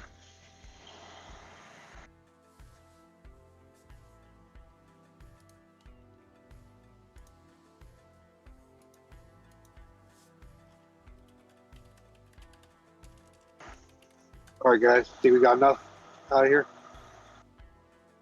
Yep, I think I'm so. good. Yeah. Time to go. Yeah. Okay. We will leave you in peace, and Thank yeah. you. For what it's worth, good luck to you all. Good luck to you as well. Oh, yes, one last thing. Don't touch the cage. It will, What? It will try to ensnare you. It's got a mind of its own. Thank you for letting us know. Carl, touch the cage. I thought Tiny Paw picked it up. Brix is standing on I top of thought. it.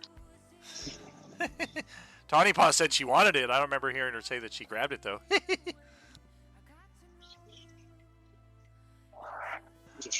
So we're going down through the trapdoor then? Yep. Give it 3 3 knocks. raps. It will open Yep. right up. Likewise, we could have used a divination or something else, a knock spell to get us through there if we needed. I'm sorry, Bears isn't here right now. Please leave your message after the tone.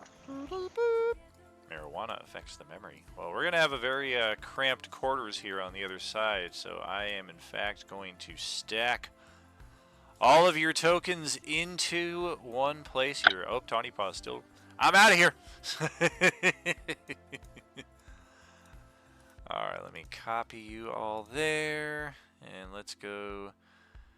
Roll20 did a very strange thing to me the other day where all of a sudden my dynamic lighting was just gone. So now I've got to check every map before we go back in. Make sure we're good. Yes, indeed. Oh, this is going to be tricky. Boink! Hey, I got it! Nice! Alright. So that is set. That's already open. Okay. Yeah, let's do it. Instant transfer down to level 4. Interior map. Just because it's here, and why the heck not?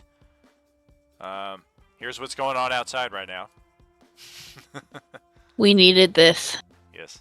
Turn that a little colder, and that's what's actually happening outside my house. Oh boy. Yowie wowie. Likewise, another view from the same level 4 exterior. As we are descending the tower. And here is where we find ourselves. Inside of the closet. Tawny Paw is Sahar. Carl's gonna ask if he can grab some of those potions of speed. 1 or 2 of those. You want 2 of them? Yeah, 1 or 2. That's okay. I got 7 here, so does anyone else want the extended potion, speed potion? I would take one. Okay, so 1, 2. I just wrote down as extended speed potion, like all them. So Yeah. Okay, so Carl wanted. You said 1, Carl? 1 or 2. Yeah, I wasn't sure if anyone else was gonna take one. 5, and then Tawny Paw wants 1.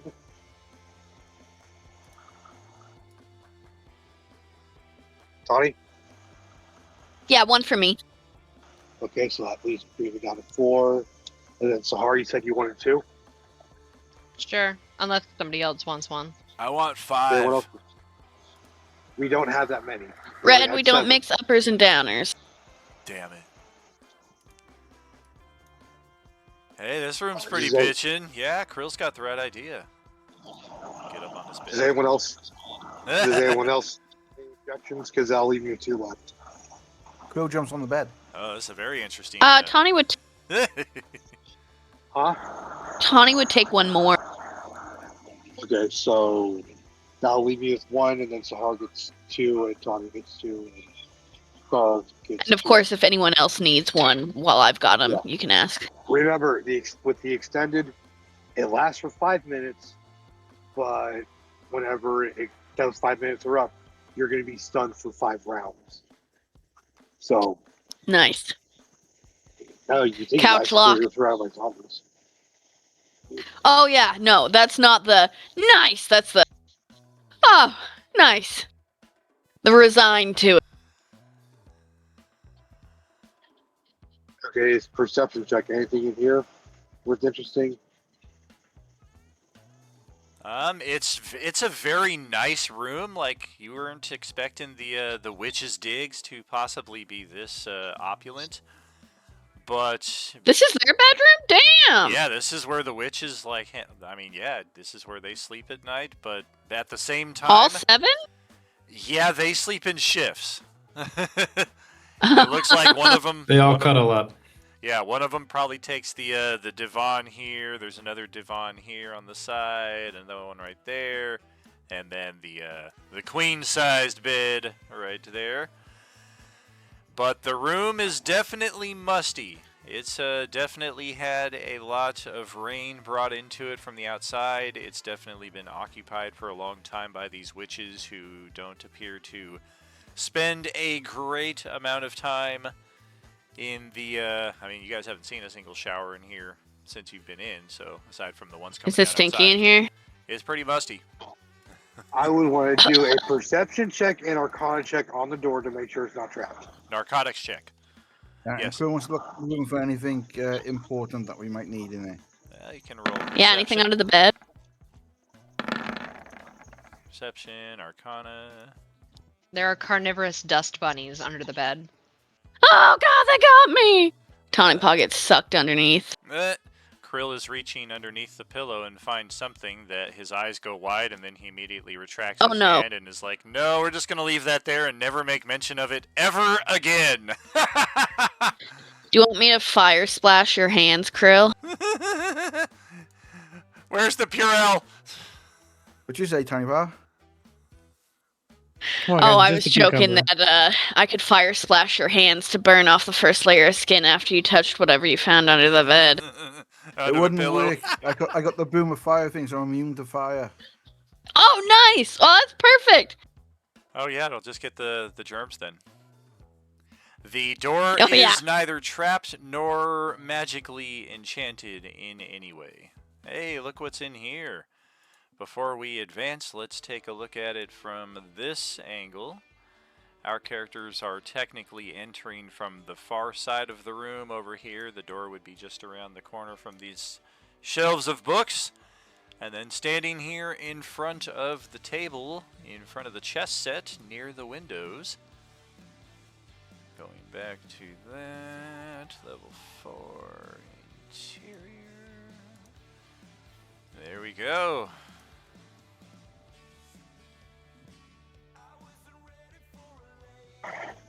Must be the sister they talked about. That would be your guess. As the witches said, there's another parlor pretty much directly below the one that you were in that's not ransacked from recent battle. And the other member of their coven is probably chilling in there.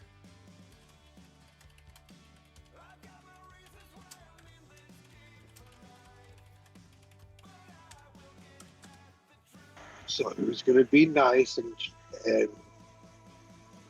not hello? Oh, no. Strangers in my parlor. Your time grows short before you are aware of it.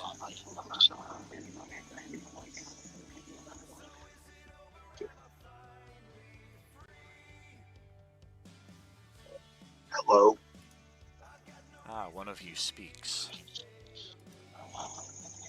Yeah, we just met your cousin upstairs. And of what relevance is this to me? Met them? Killed them? Oh no, they're still alive. We didn't kill them. Ah, it's good for them. What's We your had name? Conversation. My name. I'll post it for you. Oh god. I know, like, out of game, that's for a reason. In game, Tawny Paw's just like, damn, I'm so dumb, I can't understand her name verbally. I have to read it. Children.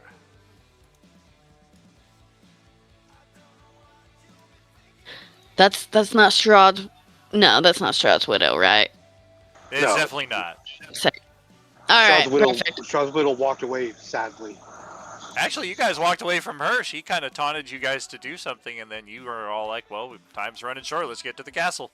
For all you know, she's still floating out there at that hilltop where you first poured it in. I told her husband died like a bitch. She didn't do anything. That's She didn't want correct. the smoke. I want the smoke.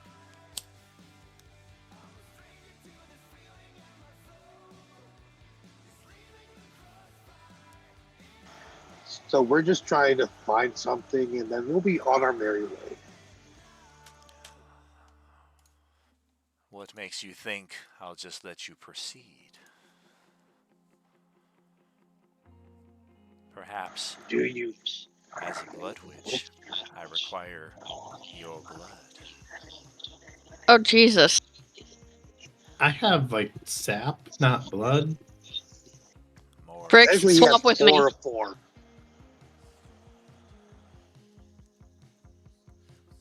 Say a pint each ought to pay the price. Shite. I don't think once all the blood, it doesn't taste nice. I don't think she's going to eat it. Your elf friend speaks correct. With the blood of so many notable individuals and a ritual that I have in mind, I may be able to concoct my own escape from this place.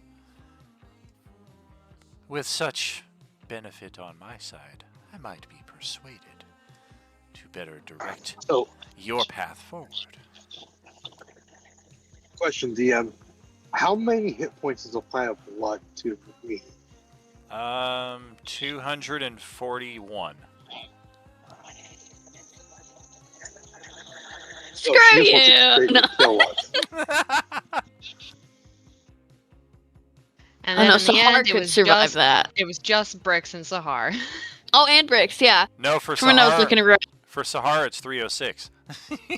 Yeah, No, yeah, that's that's what I not was fair. thinking it was. Everybody's pint of blood is adjusted to their personal character sheet. So For red, it's only 87. So she's saying she wants to smoke, basically. She wants the smoke. I We're want gonna your have hit. to evaporate this bitch into iron. I want your HP. Give it to me. No!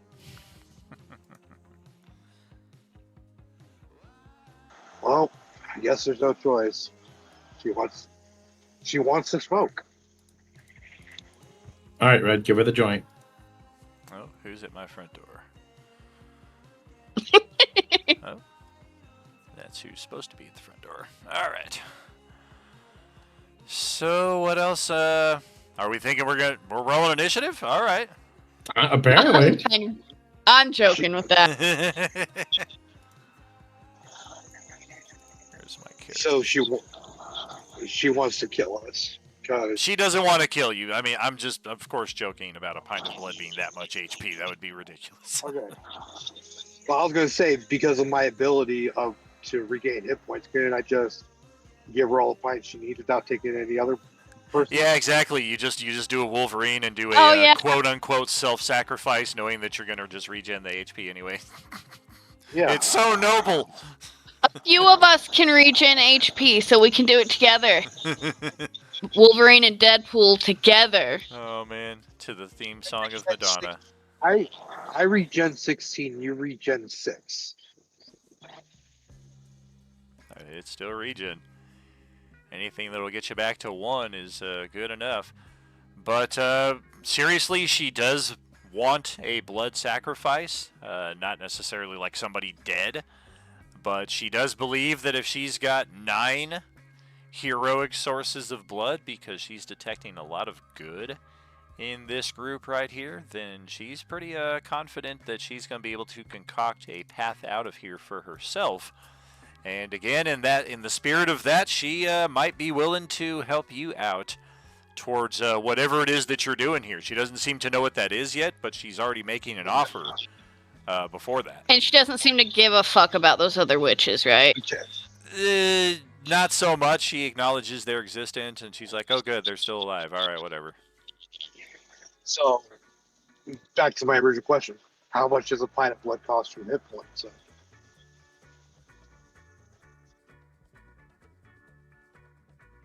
It would probably be a constitution drain more than actual hit points. Oh! Oh, we go against our con scores? Correct. Yeah, it's not something that you would just drain and be recovered instantly. It's something that kind of bypasses the hit point mechanic and would likely be a lingering drain until you get some kind of restoration. Hey, darling. Yeah, that's what I was going to say. Cons and stuff too.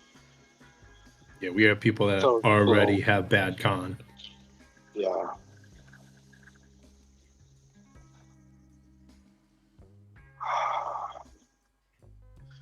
I mean, we got no choice. We can't do the blood thing because 2 cons are already messed up so badly. We just have to find restorative for that. Do it. So either fight her or all of us take con debuffs? Yeah. Nerfs? Yeah. But your con's already nerfed as it is, and so is Krill's. Yeah, and I've taken a con hit as well. Yeah, we can't do that blood thing. Oh, Krill, yeah. Ooh. Yeah, Krill's barely hanging on to this. Yeah, it Yeah, was we can't 4, do but I got the buck, so I got up to 6 instead. What if we ask her if she knows any healing spells? Do you know any way to restore a status effects done by a new type of worn zombie? Will you heal us up before you drain us? Yeah. Basically, that's the only way she's going to get our blood. Otherwise, it's going to be We want slow. the blood. Gotta get that blood. Oh dear. Well, you're asking if she knows magic. Roll persuasion. Fuck. Someone going to give me the help action because I suck persuasion, of course. Sure.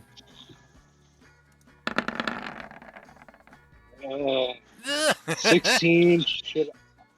I'm gonna hero point that 2d8. Oh crap! I forgot about that. So 21. That's not bad for me. 21. That's not terrible. I am familiar with the magic that it is you seek. It is not one that I have in my repertoire. Do you know anyone in the castle that does? There is a spellcaster named Hector. I believe he typically resides on the 3rd level of the keep, the level below this one. Well, If he still we lives. can't give you our blood. Of course you can. It's but blood. It will grow back.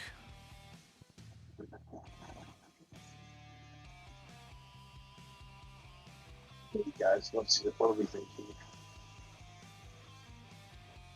Do we know how much con it'll take? Because if it's like 1 point, that's still a fucking awful. That's still too much for Krill, though. Krill's too low. Like 2 more hits from an O and he'd be dead. Oh, for sure. Roll medicine or survival.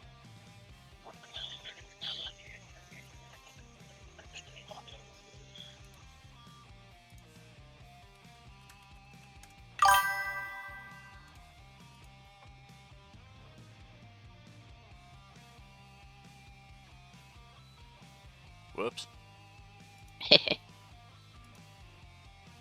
Anybody else got some medicine, perhaps? Or, damn! Can certainly do. There we go. Good lord. Ugh.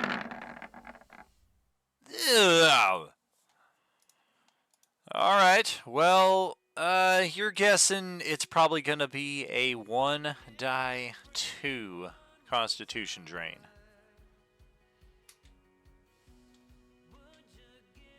So 1 to 2 points.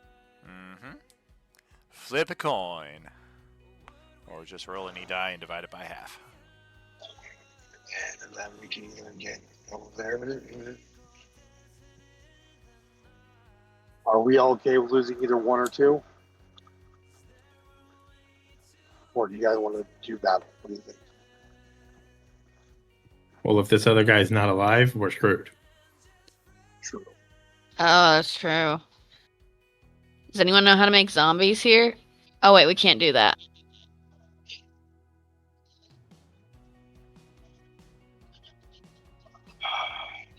We gotta come Could up we, with a choice. could we leave Pillin here as leverage, go find that dude, try to heal up, and then come back for him and pay our toll then? Oh, that's fantastic. Yes, Can we please, just let's have do Pillin take all of our blood for us? that. Yeah. I think she wants the variety. 18 die 2 drain. It's okay, Pillin. It's okay. Oh, man. Hold wouldn't her even hand. need- Yeah, Pill wouldn't need that much. He only has a 16 Constitution.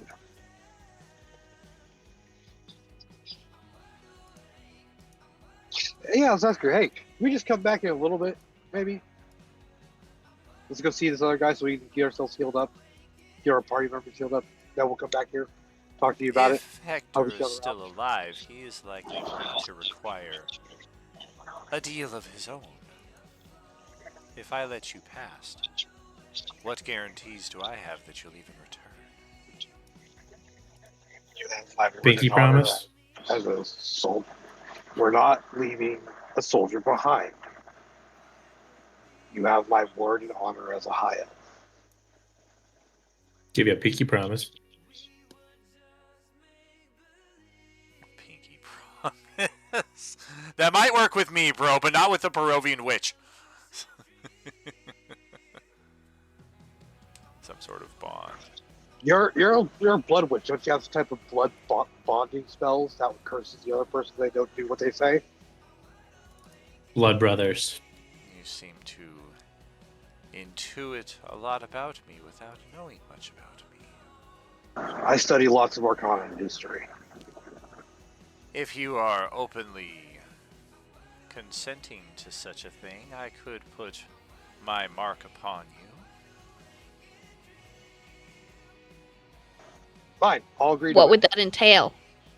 It means if we don't come back to her and keep our word after getting ourselves healed up somehow, then something really bad is gonna happen to me. And I'd rather it happen to me versus you guys. So yeah, Are all I'll your step stats up. good? My stats are good, but Okay. it'll only negative affect me if we do not keep our word. A crisp high five. That's a Dwight reward right there. Or a Sheldon Yeah, I reward. suppose. I'll only get negatively affected if I don't come back. So we'll come back after we find a way to cure your guys and your things, okay? Yep, we'll come back.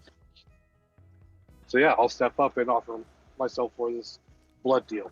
She places her index fingers upon each of your temples and sends a jolt of shock through your brain, one side to the other, connecting back to the opposite finger. It stuns you for a brief moment, not even a full round, as you come free of that. And there are 2 obvious magical runes now on your temples. You said all of us? Just Varys. Okay. Oh, each being both of his temples. Correct, yes. Okay, yeah. You get it. And his associate can keep a track of me, basically. You have 1 hour to return. All right, let's go. Alright, book it. They look like No, kawaii like I can. characters.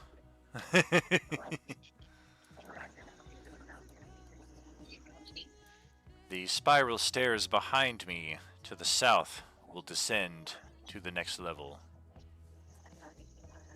And you assume the ones to the north will go back up to where you've been, had you chosen to take that way to get here. I'll be back. Alright. Zooming, zooming, zooming. Still so much of this map to explore, though. Let's get Red up to speed. Yeah, you could have just bypassed her if you went the other way, just like, hey, there's somebody in there. Ah, screw it. Let's just keep going. Okay, she just had to use the secret access, huh? It's the cooler We're way to VIP.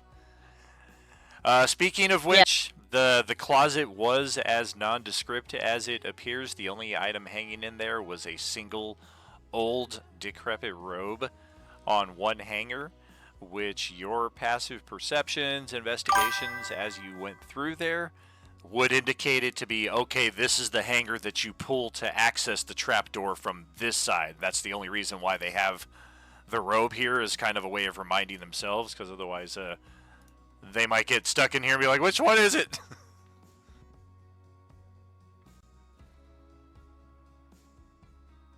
All right, Carl, feel free to step on up to the rest of the group. Childra has allowed your passage into the next area.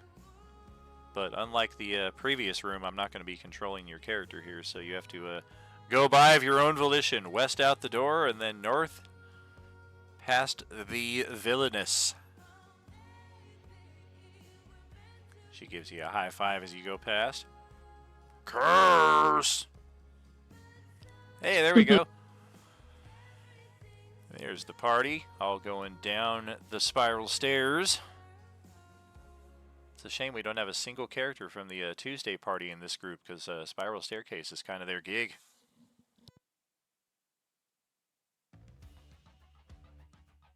Hey, I saw that. I saw that stream. That's why I laughed every time. Yep. Laughing every time it's being said. Yeah, that kind of became the name for the party there for a while. Let's see, what does this one look like? No, that's the other one. This one, perhaps? Yes, but no. Third. Exterior. Okay.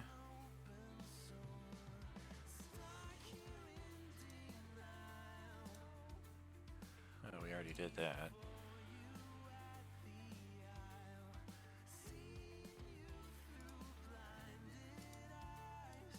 Okay. Let me just make sure the dynamic lighting is good. Nope, it's turned off. I'm glad I checked.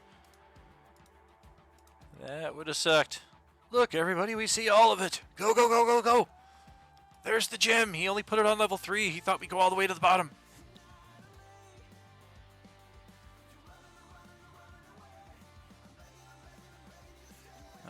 Okay. Well, some of you might be partly stuck in a wall. If so, just let me know, and I will escort you through that trauma. Otherwise, you are free to enter the next room. And hey, look who happens to be standing right there. Oh, shit. Hello. Hola. He looks very bad guy-ish. And the zombie-looking person behind does not look better. Yeah, there's that is a blood vampire. We have fought some of those before. And if our memory But there's an serves, absolute baddie in the south, though. yeah, if we memory serves correctly, that is a vampire sorceress. We've killed many of them before. Oh, hell yeah. At the Swan Station when we were trying to get through that bunch of vampires. This was just a vampire spellcaster, but in environment, he's actually a named NPC. So as soon as you descend, he appears to be, you could kind of hear them talking as you made it halfway down the stairs, but at the same time, they heard you coming down the stairs, so the conversation stopped right around the same time that you guys were all like, quiet, quiet, let's see if we can hear what they're saying. And they were all like, quiet, who the hell's coming down here? So one way or another, we come down the stairs here and encounter this group of vampires who look curiously upon your arrival, just like all the rest. They don't immediately attack you. They just kind of, hello. Are you Hector? How is it that you know who I am? I know not who you are. We've been seeking your Told us your aid. name.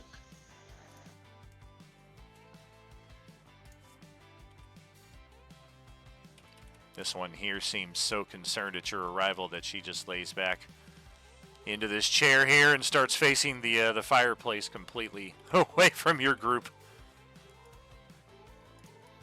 Rex will step up. The wonderful Blood Witch upstairs told us who you were. My name is Brix. That way we are now on formal terms. Okay, Brix. What is it that I may potentially do for you or get from you? Potentially do for us. We have some party members who have recently taken some hits to their constitution, charisma, and other such things. Oh boy, let's get a hold right there. I'm sorry.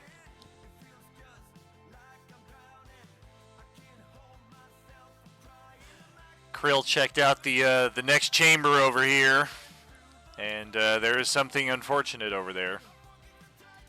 Ha! That's a typo zombie, and it is not. Ha! Yep, it is unfortunately not as amicable to your arrival as are the zombies, and it's immediately going to trigger an initiative.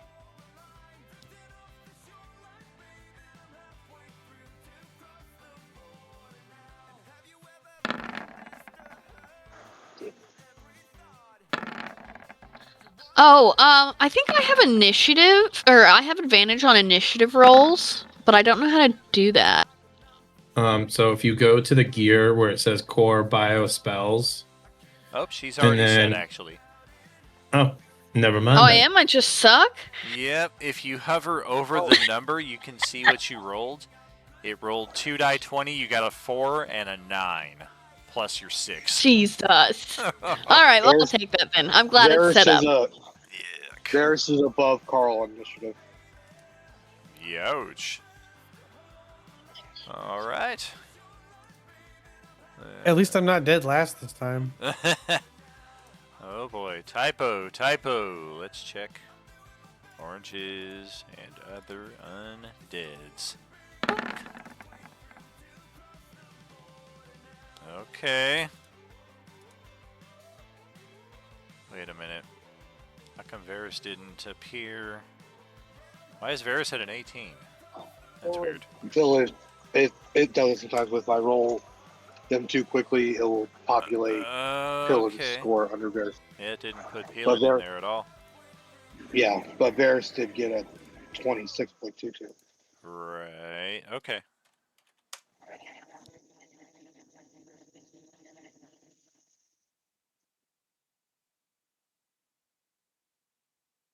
We got red.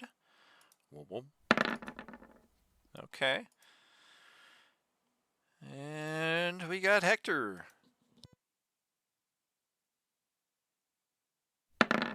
Just have all the vampires go on his turn right there. 15. I think we are all set. Check the turn order, make sure that your token is represented. Let's get the stream set up for that. And we are good. Varys, you got first turn. There is apparently a typo on the map somewhere, and Krill just kind of eek. 5, 10, 15, 20. Oh god, he's got 25. Typo Slayer. We're out of here. Bring that ass back here, boy. That is the thing, though. The Type O can do that. If you remember, that is one of their annoying reactions. Yo!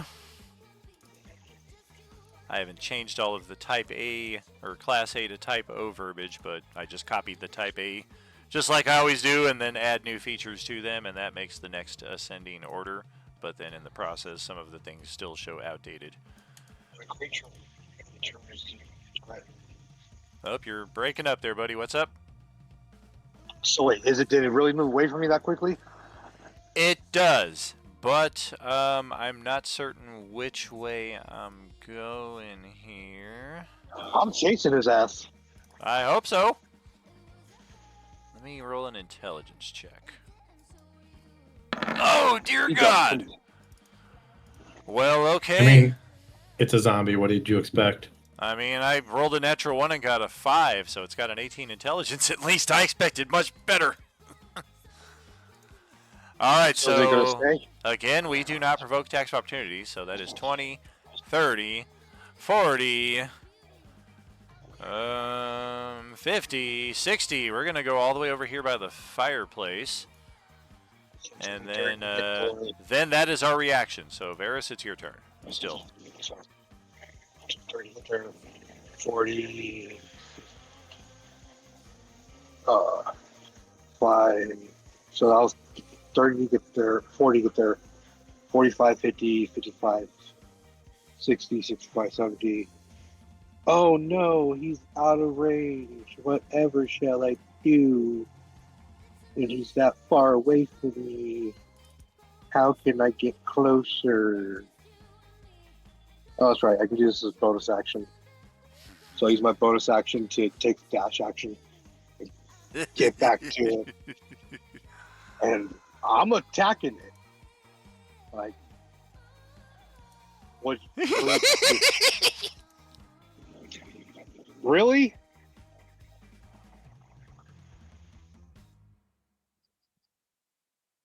Just kind of, it's like running around the room like it doesn't know where to go at this point. It just knows it does not want to be near you. If you got another 10 feet of movement, it did burn its second reaction to try to get away from you. Yeah, I do. I have more time.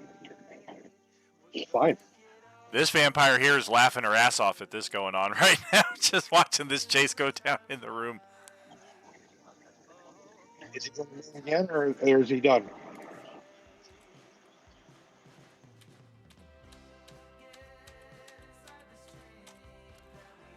All 3 reactions.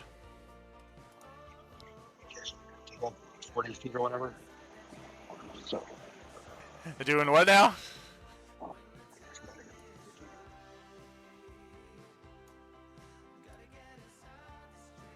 Does my rifle count as an attack? I would guess so. If you've got a rifle, then yeah. Yeah, I'm drawing my rifle and start shooting at it. All right. Since I'm a type 0 slayer, so let's see, I get 3 attacks. 1, 2, 3. Blop, blop, blop, blop, blop, blop. Wow, miss. Miss. Holy shit, you still missed. 26 is a miss. Force point. Force point on the last one. That is a 30. A 30 will hit the armor class of 27 of the Type O. And since you have the Type O Slayer, that will remove it from the field of play entirely. And just as quickly as the initiative begins, it ends as Hector kind of throws a smile at the rest of your group. Thank you for taking care of that thing. It is oh so detestable, but rather impervious to any means of attack we've been able to throw at it. Our people have means of dispatching those things and others. They are rather efficient against the living, but so too do the living possess the best chances and best offenses against them. Oh, geez, Krill just jumps Krill's in the fire. All right. So, as we were You gotta remove the grate at least. as we were because he's immune. As we were saying, some of our party members got attacked by that thing and lost some of their core innate strength. We heard you might be a restoration. Yes, well, not me, but some members of my party. Yes, 3 of us. Those in your collective. I do have both the capacity for spells as well as a few scrolls in my possession, should you have need of them. I won't part with them for free, but a group with your capacity, I assume, has perhaps some manner of trade. What is it that you're looking for? I am a simple man, and if things turn out and there is indeed a future for us on the other side of this, coin is pretty universal. I got 10,000 gold for everything you have. Wet socks! All right! Suddenly Hector is naked in front of you. 10,000 gold. He's holding on to 10,000 coins, but he doesn't have anything else. Thanks for all of your money. We do have multiple means of coin, so if possible, amazing bargaining skills. The scrolls and healing the 3 people that need it will pay you handsomely. Okay, let me just check the specs of the restoration spell.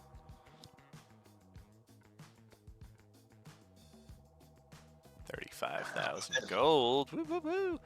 Yes, any reduction to one of the target's ability scores. So how many of our group members are reduced in more than one score? Because it does take 1 per stat.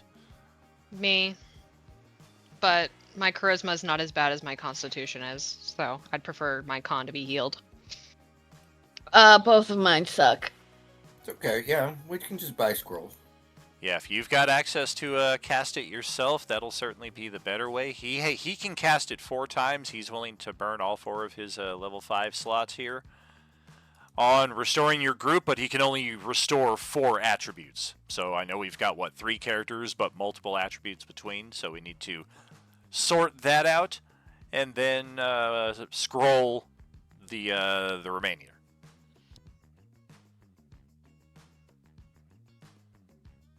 How many scrolls do you have? He has 5 scrolls. Okay, so we have 9 uses right now.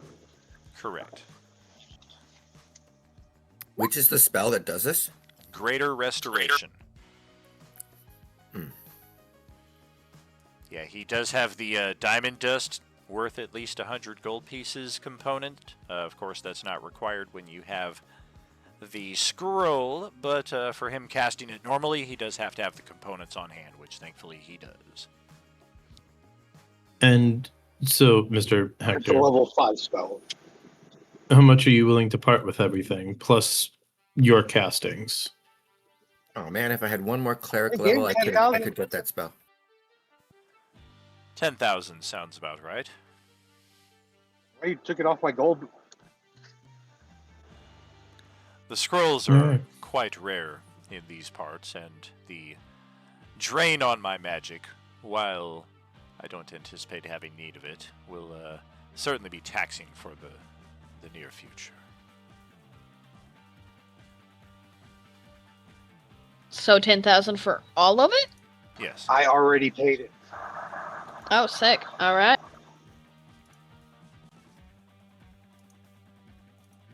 So, I mean, if we have him use 4 plus 2 scrolls, that will heal all of you guys all the way back up. And then we have 3 scrolls left, right? Y'all, I've got Right. 5 drained attributes. But it's Fuck you, Red. It's just because of the weed. No, it's just your fucking constitution. Yeah. I got 5 during attributes. Fuck you, Red. Red, just chuck some weed in the fireplace, then we all get it. Oh, man. Hell yeah. Yeah. We'll close all the doors and all the windows and we'll hotbox this Let's place. hotbox it. That'll relax the widow. Yeah, the Oh no, unless she gets really paranoid. For those of you who've been far enough east in the room, or depending on your line of sight, you can probably see there's an open archway that leads presumably outside. Okay, and so I guess we'll just go ahead and say all that stuff's done. So they're good back on their Correct. Their stats are back to normal. Correct. I will So- also... Oh, sweet. So go back in our sheets and fix it. Yeah. I'm just going to drop this over here. There is a door in the western room where that typo zombie was. It's a door that's not going to lead anywhere on this map because the dynamic lighting is kind of weird. It's like I had to design this in different sections, so when you go through doors, I have to drag you over to that section instead of you just moving through. It's like a loading screen. Okay, and I have a question since along with the gold price I paid. Do you know where Strahd kept his magical items? We're looking for a certain one. Strahd's crypt was always a well-kept secret, but if you do locate it, I would suspect that you are on the right track.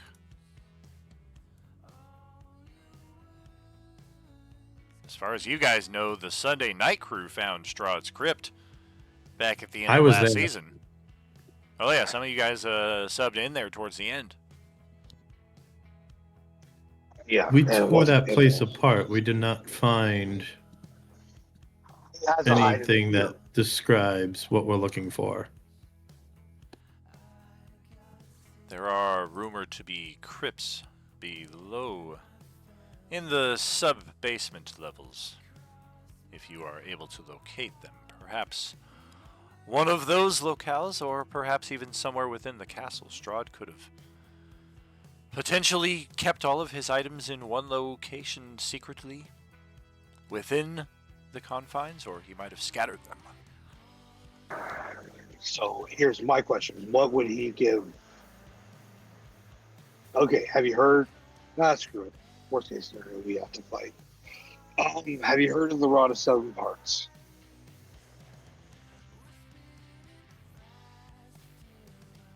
The thing that Krill found under the pillow. You know, some crystals are shaped like that. It was a tower crystal. We don't judge.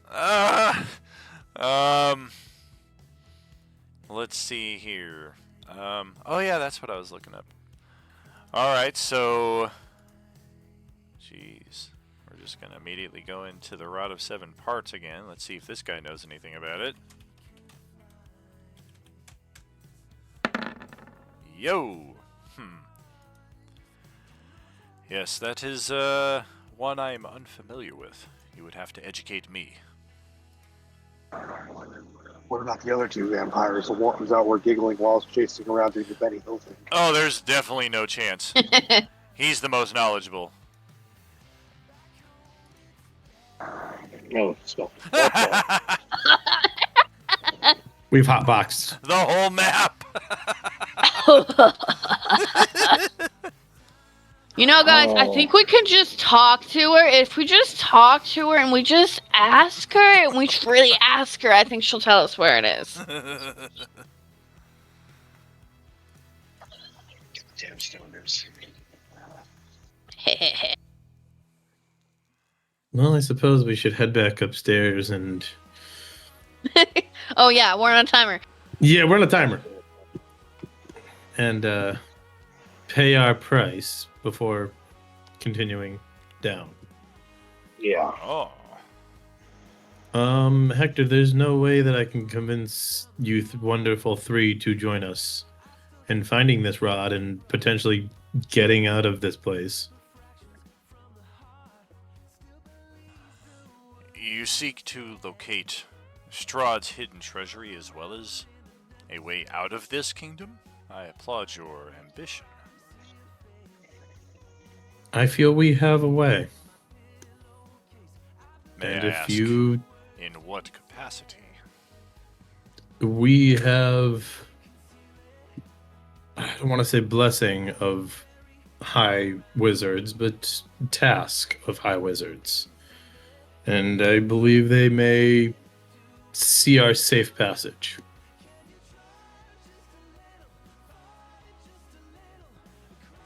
You think some invisible, powerful wizard on another realm is going to be able to extract you from this location?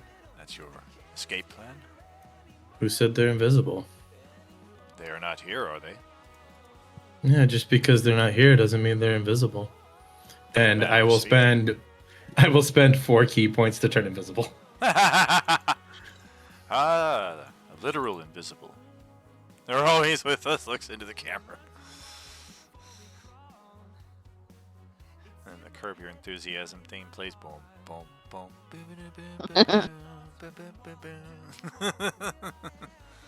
And just because things are actually here doesn't mean that they are.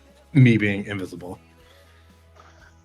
Dude, there's a funny chance we might run into a vampire we previously killed. Oh no, it's those guys again. And who knows? If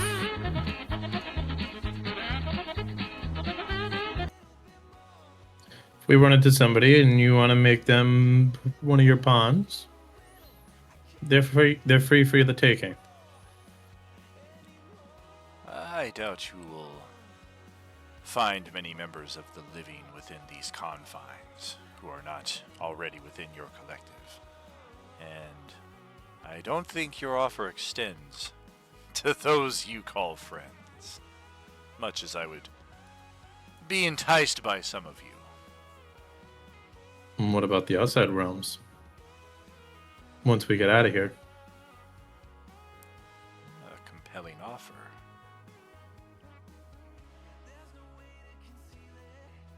You can try a persuasion.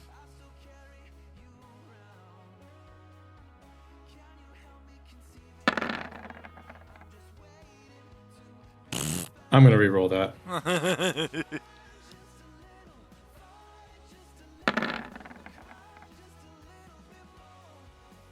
And fuck it, we're gonna force point it just for the hell of it. Ooh, It's the last of the month, isn't it? sure is. 29. 29? Oh, no, wait. No, Where do you hold get on. your math? I get my math at the same place that fucking Radabru gets his weed. Okay. 26. It's 26. Land of infinite optimism. 26. Well, all right. We were setting you to 25, and he just looks down and he says, all right, you've got yourself a deal. It's not ironclad, and we will not fight to the death to defend any in your collective, but you will not find our teeth in your neck when you turn your backs upon us.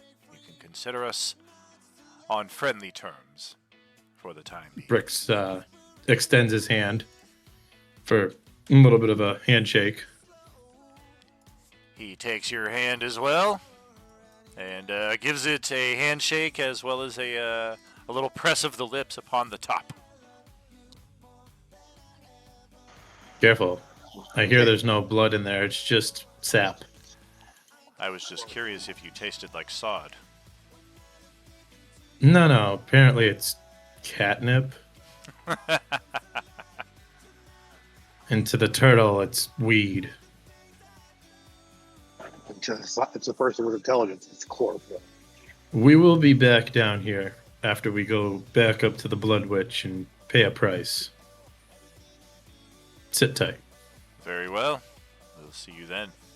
All right, let's jump back to level 4 interior. Guys, we got friends. Yay! They always said Strahd would be Hey. terrifying. Hey, children. Hey, Blood Witch, you want to be friends? Frenzies check. Turn over those pints and we can talk. I'm just sitting here collecting people as friends. I'm back. You can remove your hex off me, I promise. Oh, what if I want to keep it? And that wasn't part of the deal. That was part of the deal. Perhaps you should have. I have altered the deal. Pray I don't alter it any further. Okay, well, I'm going to leave it up to each of you to roll that die, too, to determine how many points of con you're going to be drained here. And then you can track that, as well as its restoration at a future point. Again, make sure to write your maximum attributes in the bio section on your character sheet so that you can subtract these from your actual stats and then have a reference point to return back to. Alright, we got 1, 2, 3, 4, 5. I'm gonna roll for red. Oh no! Red got blasted with 2. Hey, that's no problem, because remember, his con is like ungodly. 2-point drain. Pfft. I'll take the whole party drain, man. Yeah, pretty sure his con is supposed to be a 20. But it does not want to allow me to adjust that at all. It is set at something heinous. So I'm just going to have to write it elsewhere. Both Dylan and Varys lose too. Oh dear. It's alright. Well, that's not what you want. Yeah, Quill loses 2 as well. What does that put your guys' cons at? 22. 21. 20. Dylan's is at 14. Varys is 11. at 18.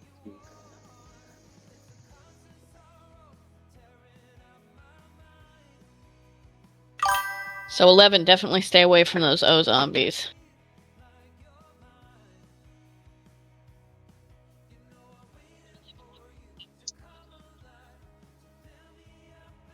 And where? Just mark it somewhere on my sheet.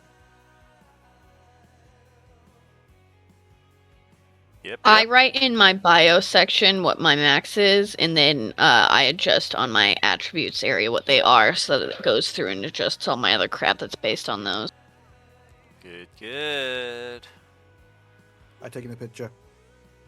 That works as well. I'm a nerd. I'm writing it down in a notebook. Ha ha. Fantastic. Love notebooks.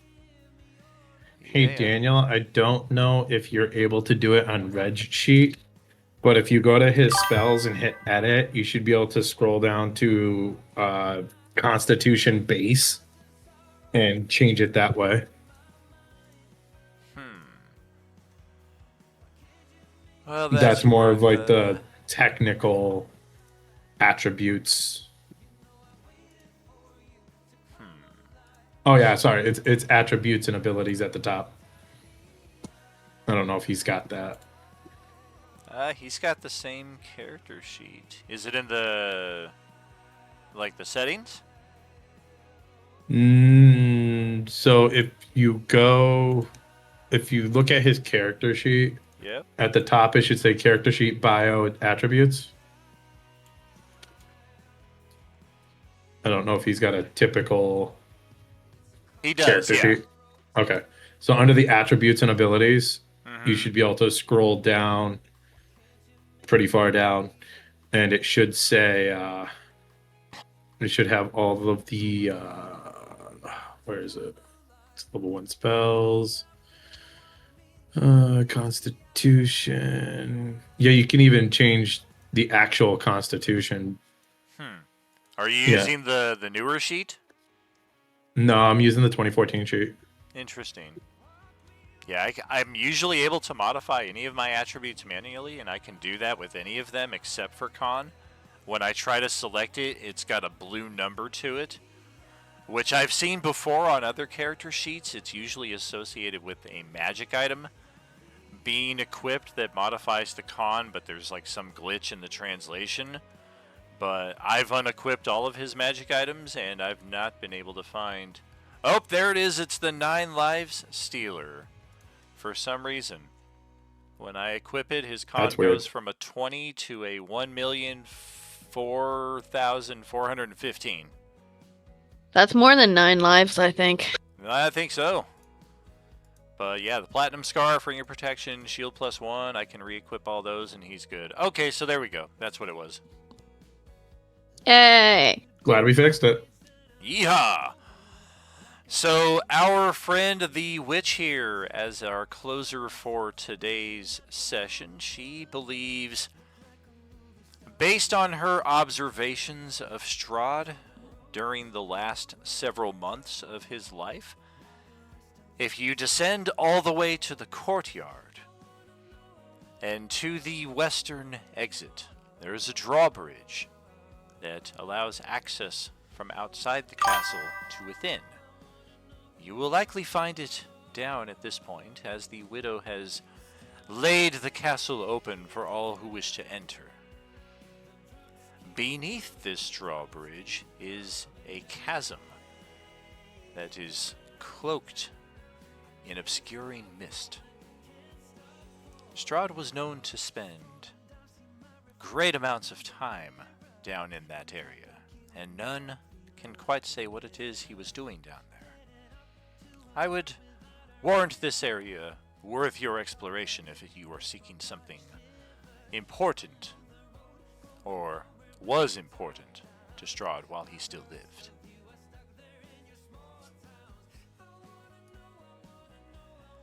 So that ought to set us up for next session. We have a destination. We don't quite know exactly how to get there, but we know we are getting pretty close to the ground level. We could kind of see where the courtyard was. We had access to it from the beginning. We can still get back there easily at any point if we want to just kind of ascend and go back to the top and then descend to the courtyard. Or we're pretty sure if we keep descending here inside where it's drier, we will eventually find some way to get out to that courtyard, access the drawbridge. For those of us who can fly, which I believe is pretty much the entire group, we will be able to get down there, and if Childra is right at all, then we will find the piece of the Rod of Seven Parts somewhere down there in those misty canyon, or that misty chasm.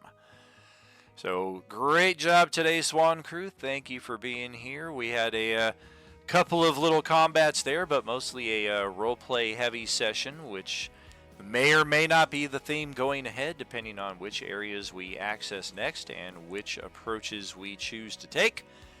But that is a wrap for session 32 here on Sunday mornings. We are back tomorrow night, 6 p.m. Pacific, with Monday taking on the Machinations of Zastam. Session 32 for them as well. They were last inside of a hedge maze with some rainbow portals, some typo zombies, a suspected unicorn, and hopefully an exit at some point that will get them closer to their objective, just as all of our tables are seeking. You know it, friends. We'll catch you around soon, and as we say, there's no RU without you. Have a good one. Good night. Alright, bye everybody. I'm gonna go play in the snow now. Yep. Good game. game, I'll Get some y'all. see you Chinese food. Fuck Ooh, you. House be clean. safe. Enjoy. Bye-bye. Bye-bye. You are alone. Maybe I can help you. I am Boba Fett.